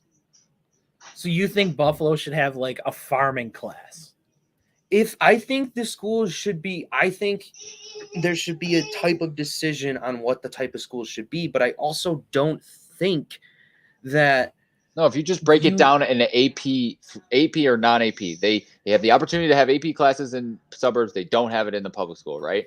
That's your main difference. Both should have it, right? Each school has a budget. Yeah, in each school, and you still have to have budget proposals and obviously that, but I don't think that you should be purposely pumping money into Kenmore because they're able to charge the people who live there more because they make more money than the people who live in the inner city. So you're not able to tax them as much for schools. What on earth would make you think that someone in Kenmore is going to sit there and say, yeah, I want to give my money to the city schools? And that's not what I'm saying. But you don't make it their decision. You should. Then Buffalo is not going to exist. Like Erie County, people would leave Erie County in droves. Everything is connected. So. That's the issue. You have to improve people's way of life to be able to. And if they can afford to do that, then let them, is my thing. If they can't afford to do it, people in Kenmore are able to pay higher taxes, but that also doesn't mean. All I'm saying is that also doesn't mean that we should be sitting here saying, well, we should keep it that way because they're able to do that. No, we should help the people in Buffalo get better jobs so we're able to fund our schools better. But Buffalo is the highest revenue like city or the highest revenue location of anywhere. So what? And I mean, again, back to the pie, right? You have the pie, and if you have that, and 75% of all of the budget in Erie County for schools is going to Buffalo, it's bad school management. Buffalo has had terrible superintendents for like 20 years at least, right? Well, and that doesn't make it okay to say someone in, like, my dad was an administrator in Depew. That doesn't make it okay to say, well, his administration if you pay them styles, more, they'll try harder, in my opinion. But superintendent of Kenmore schools, Tonawanda schools, is definitely making more than the superintendent in Buffalo schools. When you lived in Hamburg, you had to, if you still lived in Hamburg. Okay. No way. Not a chance is the superintendent of the Buffalo schools making less than any superintendent in a school in Western New York. Think of how big the school district is. I understand that, but think about how many superintendents there are. Yeah. Versus how many you'd have one in Kenmore.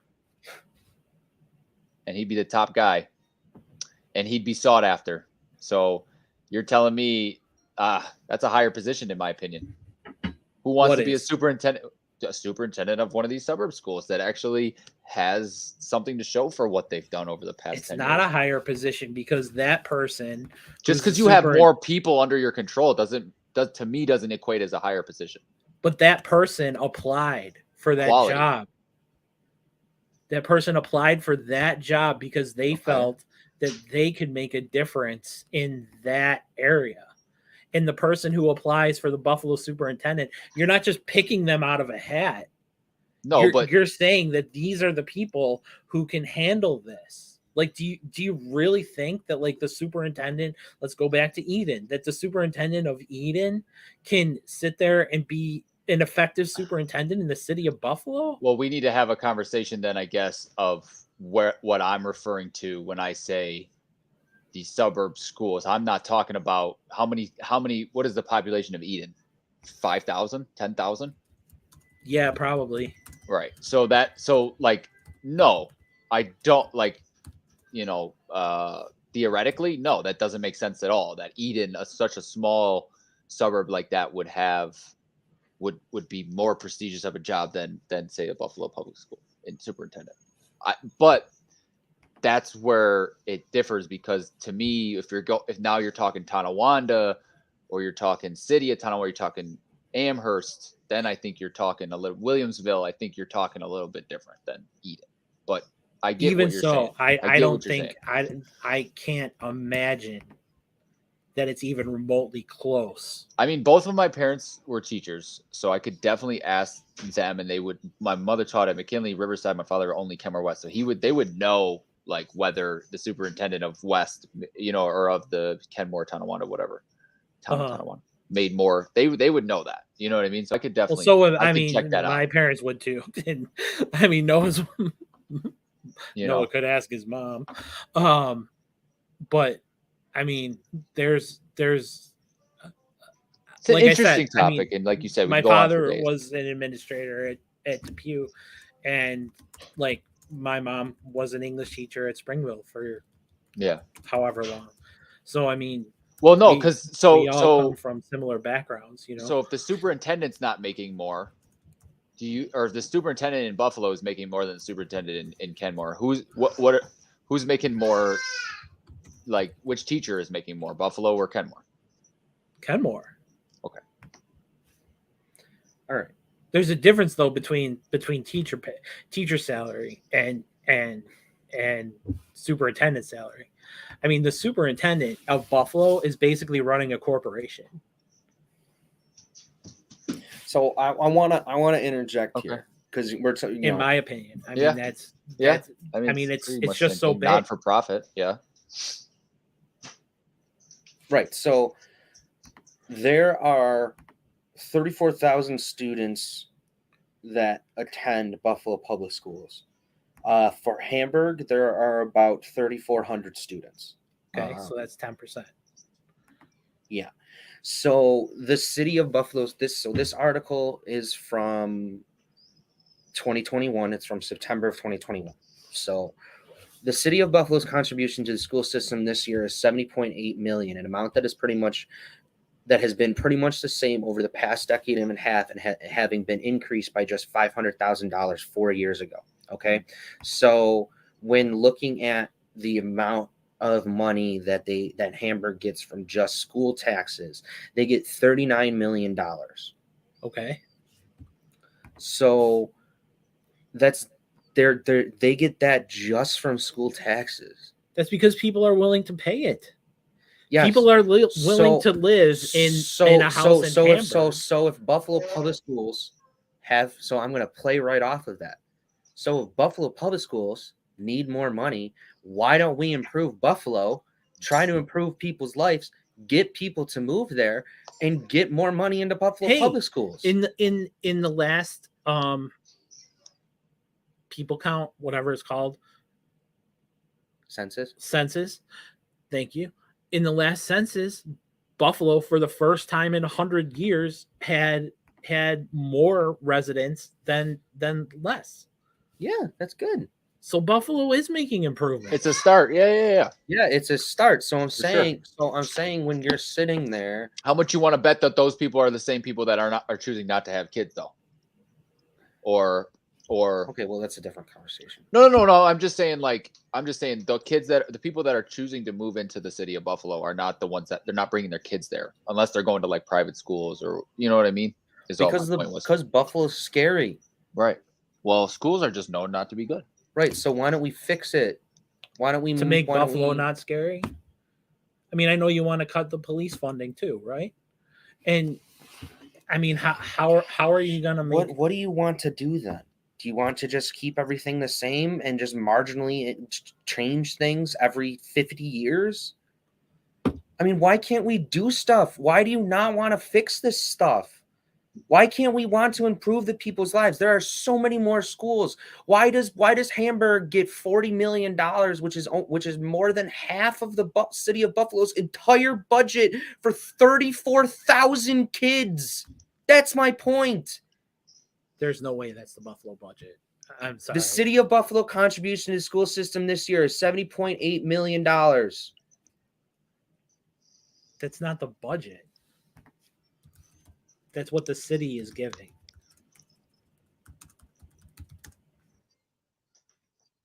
And how much did the city give Hamburg? The city didn't give Hamburg anything because they were giving to their schools. I'm not looking through the... Or the state. I'm sorry, not the city, the state. I apologize. I misspoke.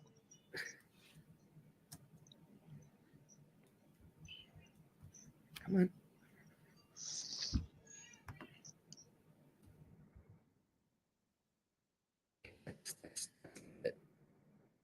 Why is this available like this? Why is it or isn't it? No, it is. May 27th, 2021. Buffalo Public Schools to get more than $1 billion in state and federal funding. Okay.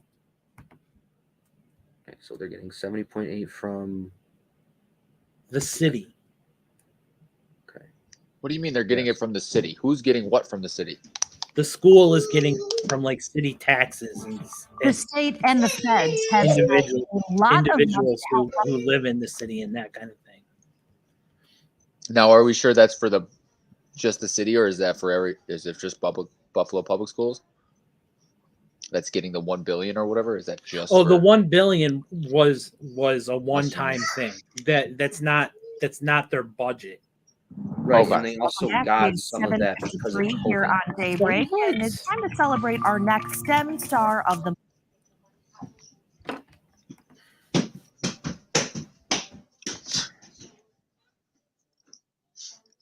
Okay, here's the Buffalo budget. Yeah, I know. I was. That's where I was. I don't even know like what to look at. Audits, financial reports, wait. claims, accounting, payable, budget department. Adopted budget and school-based budgets. Oh, approved budget. This is from... Oh, no, this is... Okay, this is... I'm sure our viewers are loving this right now. So...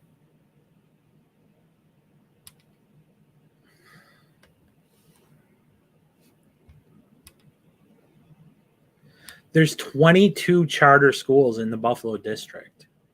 Right. That's just charter schools. Right, but charter schools are a little bit different than public schools in the way that they're funded also. Oh, I know that. I'm just saying that that's a higher amount than I actually thought was there. I've known, no, it's that makes sense to me just because I know of some people that live in the city still, and that's where they send their kids. They don't go to public schools, they go to charter schools.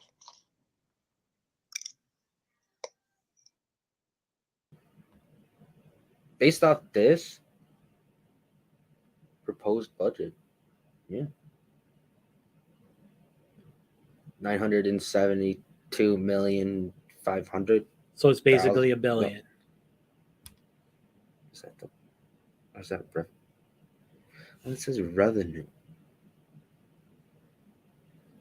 I'm so confused. Okay. So we're gonna pick this up next week. Let me just read this real quick. I went on to Amherst Central Schools with the Board of Education 2022 to 2023 budget and election results. I think it's this. Passed with an 86.5 approval rate. Results propositioned budget of $68,300,000. Passed, yes. Okay. So that's Amherst Public Schools or Central Schools. Just to have a reference of, I don't know, if we find something for Buffalo. I think it is this 972 million. Yeah. So it's basically $1 billion is their budget. Okay. Hamburgers is 75 million. 75 million. Yeah. Okay. For 3,400 kids. So if we were so again, we said that there's 34,000 in Buffalo. Yep. So let's do 3,400. Well, actually, let's do what it says. It was 3,415. So I'll give you the extra 15 kids. I'm fine with 10%. Just use 10%. So that's what's 10% of $1 billion? I'm just dividing. Why don't you do? Hold on. You have to do per pupil. 5 in 3 years. No, you do it based on the budget, not based on the. Sorry, my mother stopped by, and so I asked her about the Hamburg budget superintendent versus the Buffalo Public School superintendent versus the Kenmore superintendent. And she said that Buffalo definitely would pay their superintendent more money, so you were right on that. But the thing is that they've gone through like 3 superintendents in the past 5 years. They were also very corrupt. Buffalo Public Schools, yes. It's a very hard job. There's a lot to oversee. Well, that's what I said. Really I mean, not being making the money that it's worth it. You know what I mean? So people would. It's more of a prestigious job. People would want the Kenmore job more than the Buffalo Public School job, even though it pays more. I don't know that that's true. I think the right person. Oh yeah, well, would want the Buffalo job, or that there are right people out there for the Buffalo job versus the Kenmore job. Well, just history shows that that's not the case. I guess I don't know. Like, maybe in the future it's possible. Well, I mean, like I said, there's been a run of like 20 years of bad superintendents in Buffalo. Right. Which alludes to what I was just saying, basically. Yeah. But bad management doesn't equate to a negative view on the position. I think there's a very negative view. It's a very hard position, right? So you're doing a lot more work as opposed to, say, a place like Kenmore. Okay, but we could go back and forth on this too, because you're also dealing with a larger school board, right? But it's also a school board that has intent to help you. And in smaller schools, like, again, I mean, the Hamburg school board is 5 people. You know what I mean? Like, and I don't know that that's good or bad. I don't know that a lot of people versus not a lot, but I think the more people you have on a school board, the less you have of a lot of people being able to team up. Because like in Hamburg, there's like teams. It's like, and there's people who are only in there because their kid is a student who has special needs. You know what I mean? And so that's all they want to focus on in the budget. That's all they want to focus on when they have meetings with the school board and the superintendent and that kind of thing. And and so like there's those kind of people. And I think when you have a larger school board, you have less of that, but you also have more politics. Yeah. So I mean, it's all a balancing act, and it's all perspective of how you look at it. But like breaking it up, I mean, again, it's just hard to say. I just don't see how, if you move the house from Buffalo into Hamburg, right, or wherever, into Kenmore, like its worth would be like twice as much, right? Or 3 times as much even. Right. Just by moving the house. Okay. right? Yep. And so I mean that's value, and I can't see why people would want to move into Buffalo without. Well, that's why you get rid of that and you make it so that no area is pretty much all the public schools are the same. Because what is the difference? Is you're getting more money spent on your kids. Your crime rates.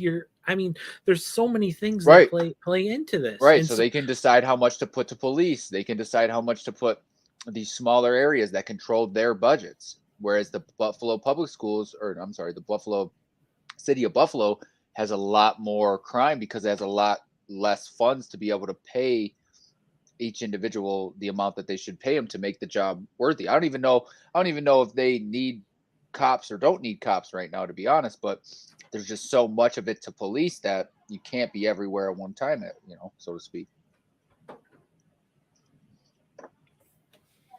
And I'm not even going to get into that because to me, that's a whole different, what I'm proposing,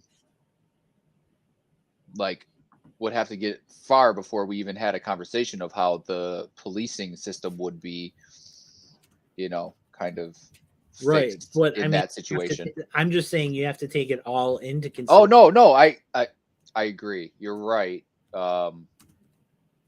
Makes it a lot more complex and it makes it a lot, harder of a answer, right? You know what I mean? Like, because you can't just take someone from like a quote unquote rich suburb and just say, hey, move into the city. I'm not asking anybody to move. I'm saying we get rid of all of them and then they're all part of the city. Yeah, certain areas are still going to be worth more money though. You know what I mean? Like, but it's not going to be based on schools. It's not going to be based on school district. Man, that's an impossible sell. It might be. It is. But we need a revolution one way or another. Well, we need a revolution on a lot of things. I mean, and where do you want to start? Yeah, for sure. I mean, we can sit here and say we need a revolution on politics. We need a revolution on crime. I'm just saying everything sounds crazy until you get enough people behind it is basically what I'm saying.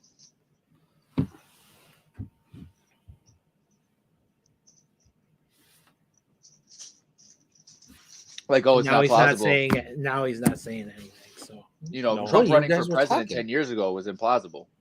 Got enough people behind him. Now now it really happened. You know what I mean?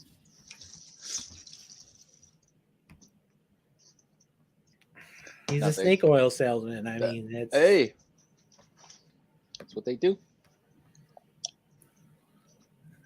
And so, like, I don't know what so what's your plan? What do you want to do? Because like you haven't really given anything to us besides we're just wrong. What you've given is improve the area. And I agree, improve the area, but I don't agree that improving the area means taking money from Clarence and funneling it into Buffalo. It funnels into Erie County already. Yeah, but if you look at Amherst and this is why I love to just go to Amherst and talk about Amherst, because if you look at what Amherst is producing, what is the biggest draw in Amherst right now? Anybody? I don't know. Thank you. No, ding, ding, ding. You got it. How much money did you bring it into Amherst on a yearly basis? I have no idea. Crazy amounts of money. It's not even worth naming. Oh yeah, you know I mean, there's like 50,000 kids who go there or whatever. Right. Oh. But I'm just saying, a lot of these places have their own like funds coming in mixed with state funds. You know what I'm saying? Like, so it's like the city doesn't really have that. You know what I mean? City doesn't have a UB. I mean, they do have South Camp, or what is it, North Campus? I guess would be UB. South. Which one's in the city? South. Is that even in the city? Yes. Do they consider that the city of Buffalo? It's in the city. Yeah. It's South Campus. I'm just saying, think about what that means to Amherst versus what that means to us. You know what I'm saying? So, it's a lot different. So how do you improve the graduation rates then? In Buffalo? Yeah. If we're not going to throw money at the problem and we're not going to try, how do we do that? How do you improve graduations and rates in Baltimore? By throwing money at the problem. But if we're not going to do that for Buffalo because they get enough already, how do we do it? I'm not saying they get enough. Did I say that? No. I felt. No, he Okay. didn't say that. But at the same time, What when we're saying the option is to give more money, and you're saying that you don't feel that's the right move, that's where it's implied that you don't feel that way. If you understand what I'm saying. Okay, yeah. Right, because we're sitting here. Right, I'm telling you that we're sitting here saying we want to be able to divert more funds into Buffalo to be able to fix the schools, to make kids want to go there, to pay the teachers to want to teach, to not just want to put on a video and not deal with these kids, to help with the problem, to get principals in there that aren't racist towards the students, but that actually want to help, get guidance counselors that want to help improve those type of things, improve the kids' lives at school. And you do that by throwing money at the problem. But then you're sitting there saying, well, that would take money away from Clarence, and we don't want to do that. So what is your plan? I guess my question is, where are you getting the money from? You would get the money from being able You're getting the money from Clarence? No, you would be able to get, you would have to redo the budget, right? Obviously, because you would have to throw more money at Buffalo. So yes, you would have to redo the Erie County budget. So maybe, but why does Buffalo, but Hamburg has 3,400 kids, and yes, things can be improved and all that kind of stuff. And Hamburg likes to say they're poor, but they spend $22,000 per pupil based off of their budget for the 2021-2022 school year. I've never heard Hamburg say they're poor. Well, what is the city of Buffalo? 22,000 per person. What was the city of Buffalo? 28. Okay. 28 for 34,000 kids. Yeah. And it's obviously not enough money because it's obviously not working because kids don't graduate. Schools aren't getting fixed. Certain schools, and then on top of that, certain schools like Hutch Tech and City Honors get more money because they pump out kids who graduate. Right. So they put more money into the kids who graduate. But if we can't do that and we can't change where the money comes from and we can't put money towards helping people get better paying jobs so we can raise taxes rate and not screw people and not screw poor people. All right. So if you're talking about where to get the money, I think when you bring corporations in, you give them less of tax breaks than what they're doing today. That's Byron Brown's biggest problem. Okay. Is that, yes, he's bringing a lot of businesses into Buffalo, but the reason that all these businesses are coming is because they're getting tons and tons of tax breaks. Now, as Buffalo improves, okay, you should be able to lessen the tax breaks, right, and make more money, and make more money out of that. Okay. True. And you should be able to say to these, hey, you're helping the schools, or we're diverting that into schools. Mm-hmm. And whether Byron Brown and his cronies are going to do that is one thing. I mean, they may put it back into policing. They may put it, you just don't know. Whatever. Yeah. But yeah, I mean, and infrastructure is a huge deal. You hear how many people too broad. How many people? Well, it's just the Rust Belt in general. You know what I mean? But how many people complain about a freaking pothole? Yeah, in the winter, and then it's like, okay, well, text the city of Buffalo and we'll come and fix it, or whatever. And then how many people complain about not getting their street plowed? Well, what do you want to fix? But because again, you have to prioritize. But this is again where my argument almost like I try to fix all that by saying again that when you're in control of one of these suburban areas, you can control how much money you put to snowplow. Again, this is another reason why people want to live in Kenmore, because their streets are plowed. You know what I'm saying? All that stuff is controlled by, they have control of how much money they spend towards it, and they put more than the city of Buffalo does. You understand what I'm saying? Per capita or per area, basically. So if you take that same chunk out of the city of Buffalo, as big as Amherst is, as big as Kenmore is, and put that in Kenmore, do you understand what I'm saying at all? Why in that? Do we have to prioritize? You can't. I'm saying why we make it all one thing. I know it's not going to go for it. If we're talking about wholesale change, why are we talking about wholesale change? Okay, so you want to fix guns, you want to fix police, you want to sit here and fix public schools, you want to sit here and again, fix crime. You want to fix the business structure of how Buffalo is, so there's more supermarkets downtown. You want to fix public parks. You want to fix public works. You need to fix the Kensington. You need to fix the 198. And you want to do all of that at once? No, but it's okay. So you have to prioritize. That's all I'm saying. You have to take the biggest issues or the issues that matter most or the issues that are either able to attack, and you have to prioritize them, whatever that priority is. Okay. You get a group together and you say, this is the Buffalo group, right? And maybe it shouldn't be a mayor. Maybe it shouldn't be just one guy. I mean, it's not just the mayor, right? But I mean, there's Buffalo Common Council. There's all these different things. And yeah. So why what? I don't know. It's just like, what do you want to get? I don't know. I don't know anymore. I can't tell you what I want to get done first. I want to get guns off the street first. That would be my first step. So if that can be done in a year, then are we just it supposed can't to be be done okay? I get it. I'm just using it as an analogy. Fine. If it can be done in 5 years, so are you saying then we move on to the next thing? I'm saying okay. I'm saying you sit here, you evaluate, and you continue to have people run all of these things. Right. So why can't I focus on fixing the police force and having somebody figuring out how to fix the police force, and me as the mayor hiring somebody to look at my police force and be like, yes, actually, Buffalo police force are very racist. And if you look around the country and you look at the type of arrests they have and the reports that they have from people and that kind of stuff. So why can't I pay for somebody to do that as well? At the same time, look at the budget for our educational system and in the city of Buffalo and see what we can do. I'm not saying one thing at a time. I'm saying you evaluate how many things you can attack, right? This is no different than business. That's what Buffalo is. Any city is a business. Anything is a business. I've been in business for 25 years. Yeah, this is where we disagree. Okay, I get it. Okay. Yep. Capitalism. Got it. No. Well, yeah, you're talking about running the city as a business. So you're not talking about.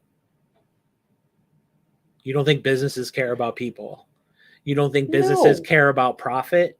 You don't think businesses care about sitting there and having. Businesses care about making as much money as possible while working us to the bone. I mean, you why are you sitting there defending the business when you have to sit there and do releases on a fucking Saturday? Come on. Sunday. But why are you working on the weekend? Because I'm getting paid to do it. Okay, but if it could be done during Monday through Friday and you didn't have to work on the weekend, I mean, you're being incentivized to work more than 80 hours a week. Do you not? Why is that okay with anybody? Yeah. Why is us being worked to? Why is you not being able to retire okay with you? Why is that okay? You're gonna work at a desk until you die. I am too. So is Leslie. So is everybody in America. Why is that okay? Corporations don't give a crap about anyone. It is about making as much money and as much profit out of the common day worker while tossing us to the side if, God forbid, we have to have a child. Come on. You didn't even let me get to where I was going. I've been in business for 25 years, and 20 of those years has been as an analyst and as a project manager. That's where I was going with this. I understand how things work. You can apply the same principles of what you do in business when it comes to planning, when it comes to strategy, when it comes to those kind of things. But if you're going to do that, then you're still keeping with the same idea of the status quo, because that's how things are run now. They're not. Businesses, oh my God, businesses pivot every year and a half. Yes, but why do you want to run Buffalo? How are you going to run it? How are you going to run it? Are you not going to use project managers? Are you not going to use GBN RTC? Are you not going to sit here and use Common Council to sit here and say what's important and what isn't? Are you not going to, use voters? How are you going to do it? How are you going to do it? What's your plan other than fix everything? What's your plan? Because I'm sitting here and say you put a strategy together, you look at everything that's available. You say, here's what we want to fix. You determine the things that you want to fix based upon a logical and principled way that you go about it. You can do that. Okay, and you're sitting here telling me fix everything. The things that I want to fix is I want to fix the infrastructure in Buffalo, and I want to fix schools, and I want to fix guns. But then I sit here and say that those are the things I want to fix, and you're telling me to prioritize those things. I'm telling you that there are so many things that exist out there. I'm giving you the things. I'm giving you the things that I personally want to fix because you're asking me the question. And I have given you those things repeatedly about this. You have not. That is the first time I have heard you tell me. I've talked to you about the crime of reducing crime rate, which means reducing the guns in Buffalo. Boom. Number one, we're talking about schooling right now, improving graduation rates, improving schools. So the only schools that kids want to go to are Hutch Tech and the other ones, and then the bad kids go to the rest. And those are the ones that get the money. I want to fix that. I want to be able to make it so every single kid gets the same type of education. And so the kids that go to the Hutch Tech and the City Honors don't get the newest textbook and aren't the only ones who get the newest textbook, while the kid who goes to the worse off school, PS, whatever, gets the textbook that's from 2004. So you want to reward the kid who has zero interest in doing why anything. Is it about rewarding? Why are we limiting kids? Then fine, I'm using the wrong word. You want to limit the kid. No. You want to limit the kid who wants to excel. No, you're not. You're no. You have to give the same opportunities for everybody. Do you know how many? But you're limiting opportunities and doctors we've probably lost because kids are raised in poverty. So how many have we gained? Probably not enough compared to the amount that we've lost in poverty. And your fix to this is to fix the schools. It's not to get more. No, I told you, you have to fix the people's lives to be able to help them, so you can tax the schools more, be able to give them more money. It's a wholesale change. It's a wholesale change. It's not just a singular issue. It's a wholesale change. Everything is related. If you improve people's lives, they'll want to do more for their community. If we improved housing, if we helped people, if we were able to do things for them. Yes, I understand that it's a lot of things, but it's things that can be done. It's a wholesale change to the system of America, period. Yes, it's going to take a very long time, but that does not mean that we should not sit here and debate it and say that these are the things that need to be happening, because these are the things that need to be done. They are all the priority. Climate change is a priority. People living in poverty, living on the streets, that's a priority. Drugs are a priority. People not having access to abortion services is a priority. Guns are a priority. It's a wholesale change that needs to happen. You can't do one singular issue and focus on it and say, That's not what I said. You can't take all of these things and say we're going to fix it. So you have to do it one at a time. And you have to prioritize. No. I fine. You don't have to do it one at a time, but you need to work together. Yes. You need to be able to say, we have to be able to shift money from here to here because this project isn't working. Right. So you figure it out. Just figure it out. Just figure it out. This has been the two things I've gotten from you is fix it all. And then when you can't fix it all, you just figure it out. Why don't we help so let's go ahead and help the people in Buffalo who are living on the streets. Let's help get them into housing. Let's help do that. Let's help them find jobs. Let's improve the minimum wage in Buffalo. Why don't we just raise it here and help those people? Why don't we help the people who are stuck in crappy housing and help those people and improve people's lives? Let's do because we're not New York City. We don't have the income. We don't have those kind of things to be able to do all of this at the same time. I understand, but okay. I don't know. They're just going in circles. I get it. I understand we can't do it at the same time. Then what's the point of having the conversation if that's all you're going to say to me? Is that we can't do it at the same time. We have to prioritize. I'm trying to tell you what I want to do and where the money's coming from, where we can get the money, where we can do things, where we can improve it sounded stuff. like you wanted to interject. What?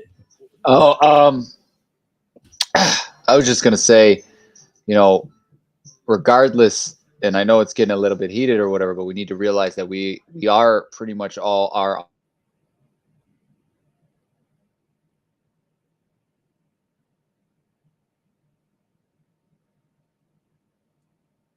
I agree with CJ. He was going to say we're all on the same page. That we're on the same page. We just have different ideas about how to go about it. I think you need strategy. You think you just need to throw money at it.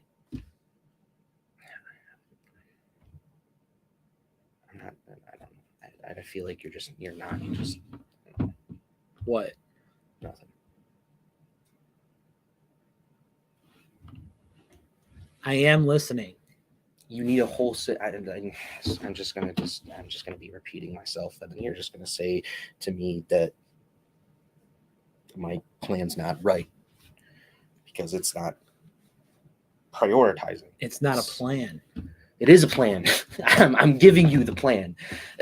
You help people. You give more mental health services. You reduce how much police there are. You take the 40% of that we give to that is part of the budget of Buffalo. 40% go to the police. Why don't we reduce that number and give it to more services that will actually help people? What studies have you seen? What analysis have you seen that tells you that we can do this? You're going to pull it up on Google like you've been doing all night because you sit here and that's the easiest way for you to do this. Why don't we just have the conversation? I thought this was supposed to be. You're asking what studies and all this stuff, and I'm providing you with that info, and that's not good enough? Because you're pulling up one study at a time. You're pulling up what Google gives you. It's like going to Wikipedia. So we're not going to... Okay. No, we can use the resources in front of us, and we should. Yeah, but it's not good enough. So if I were to pull up multiple studies right now that back up my point, that's not good enough? Pull up multiple studies then. What do you want the study to be on? If we can... How to fix Buffalo. Oh, my freaking God. Why don't we take money from the police budget? There you go.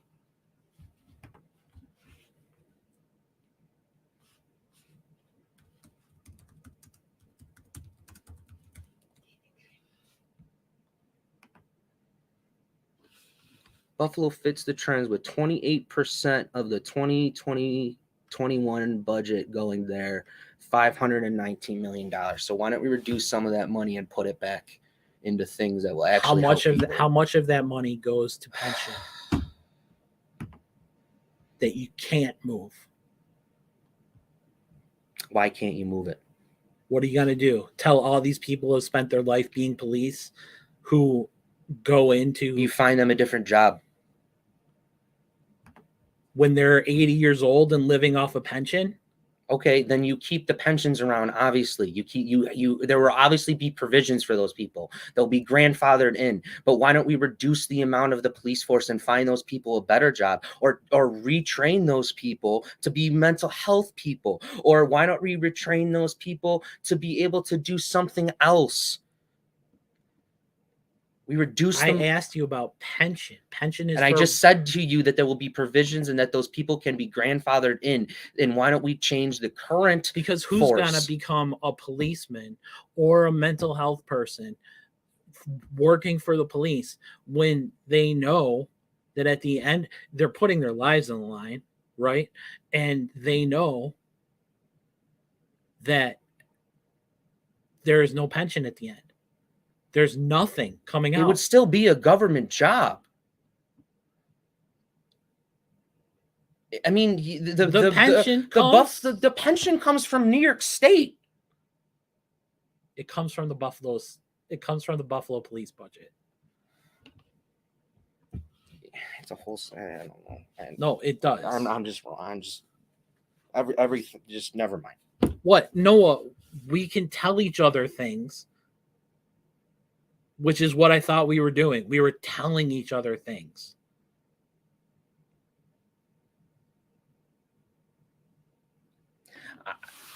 You sit here and you say you can make it a government job, and you can still keep the pensions while reducing the amount of money and reducing the size of the police force, because then that means that there's less people that will need a pension.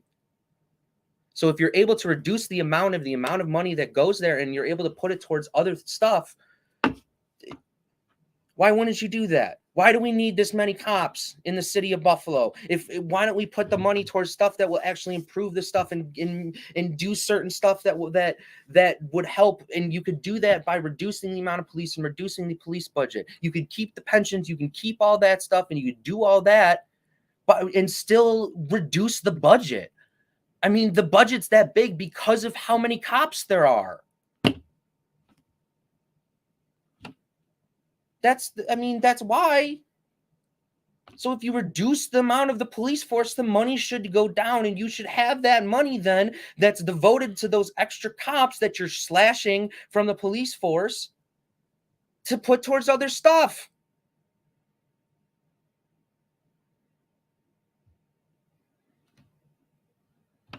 What if you could slash $300 million?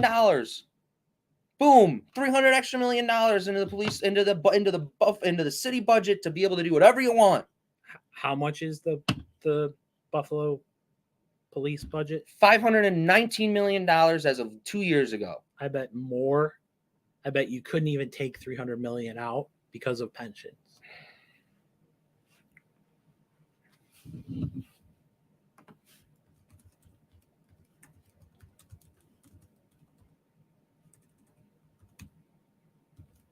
Pensions are handled. Wait, we looked this up the other day. Pensions aren't taken out of the actual police budget. Pensions are handled by a separate part of the Buffalo City government that handles pensions, period, for government jobs. That's its own budget. Pensions are its own budget.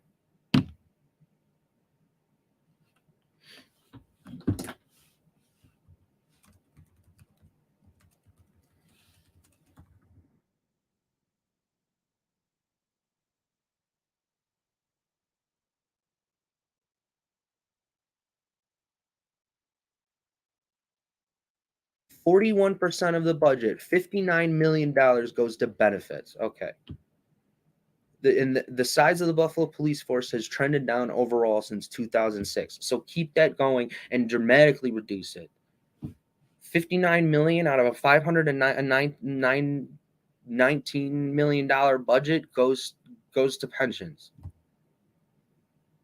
$59 million. That's to me, that's surprisingly low. I thought it would be higher.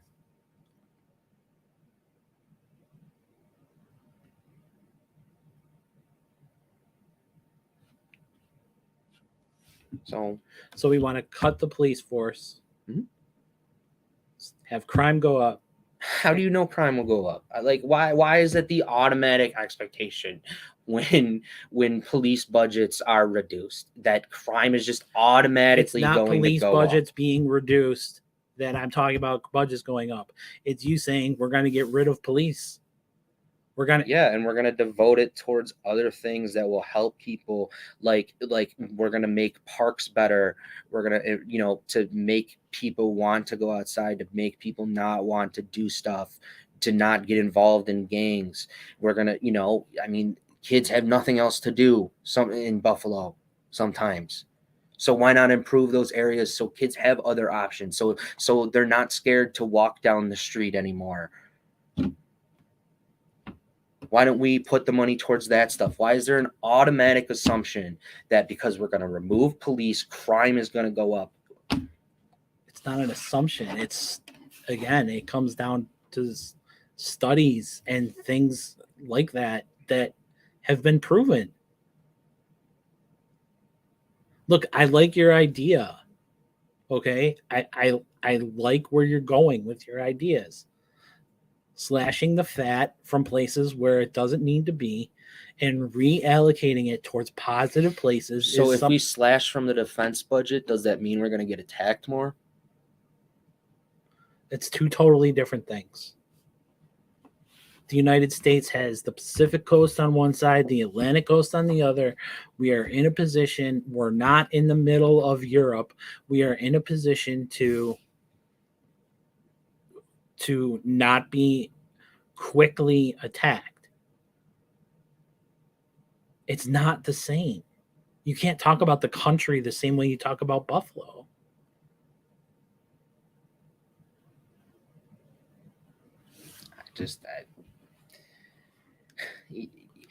You put that money towards improving the communities, improving people's lives, and getting drugs off the street and getting guns off the street and improving schools. And if you're able to do that with that money, that doesn't crime will reduce, because it's actually been proven that if you have social programs and things that help people and motivate people to want to help their community, they actually do that.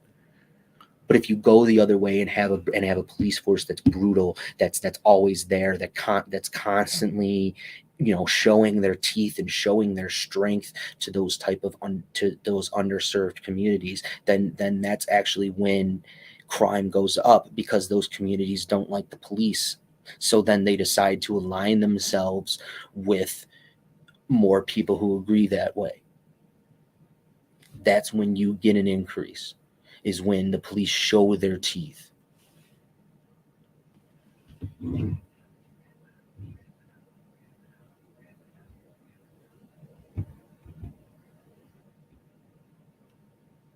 It's too bad CJ couldn't rejoin us. Apparently he got a little computer died.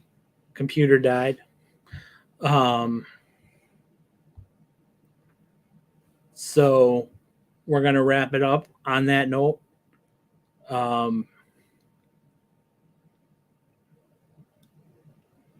Take us home. Yeah, we appreciate you if you made it to the end. Interact with us on Twitter. Like, comment, and subscribe. As always, stay safe, stay happy, stay healthy. We'll see you next time. Stay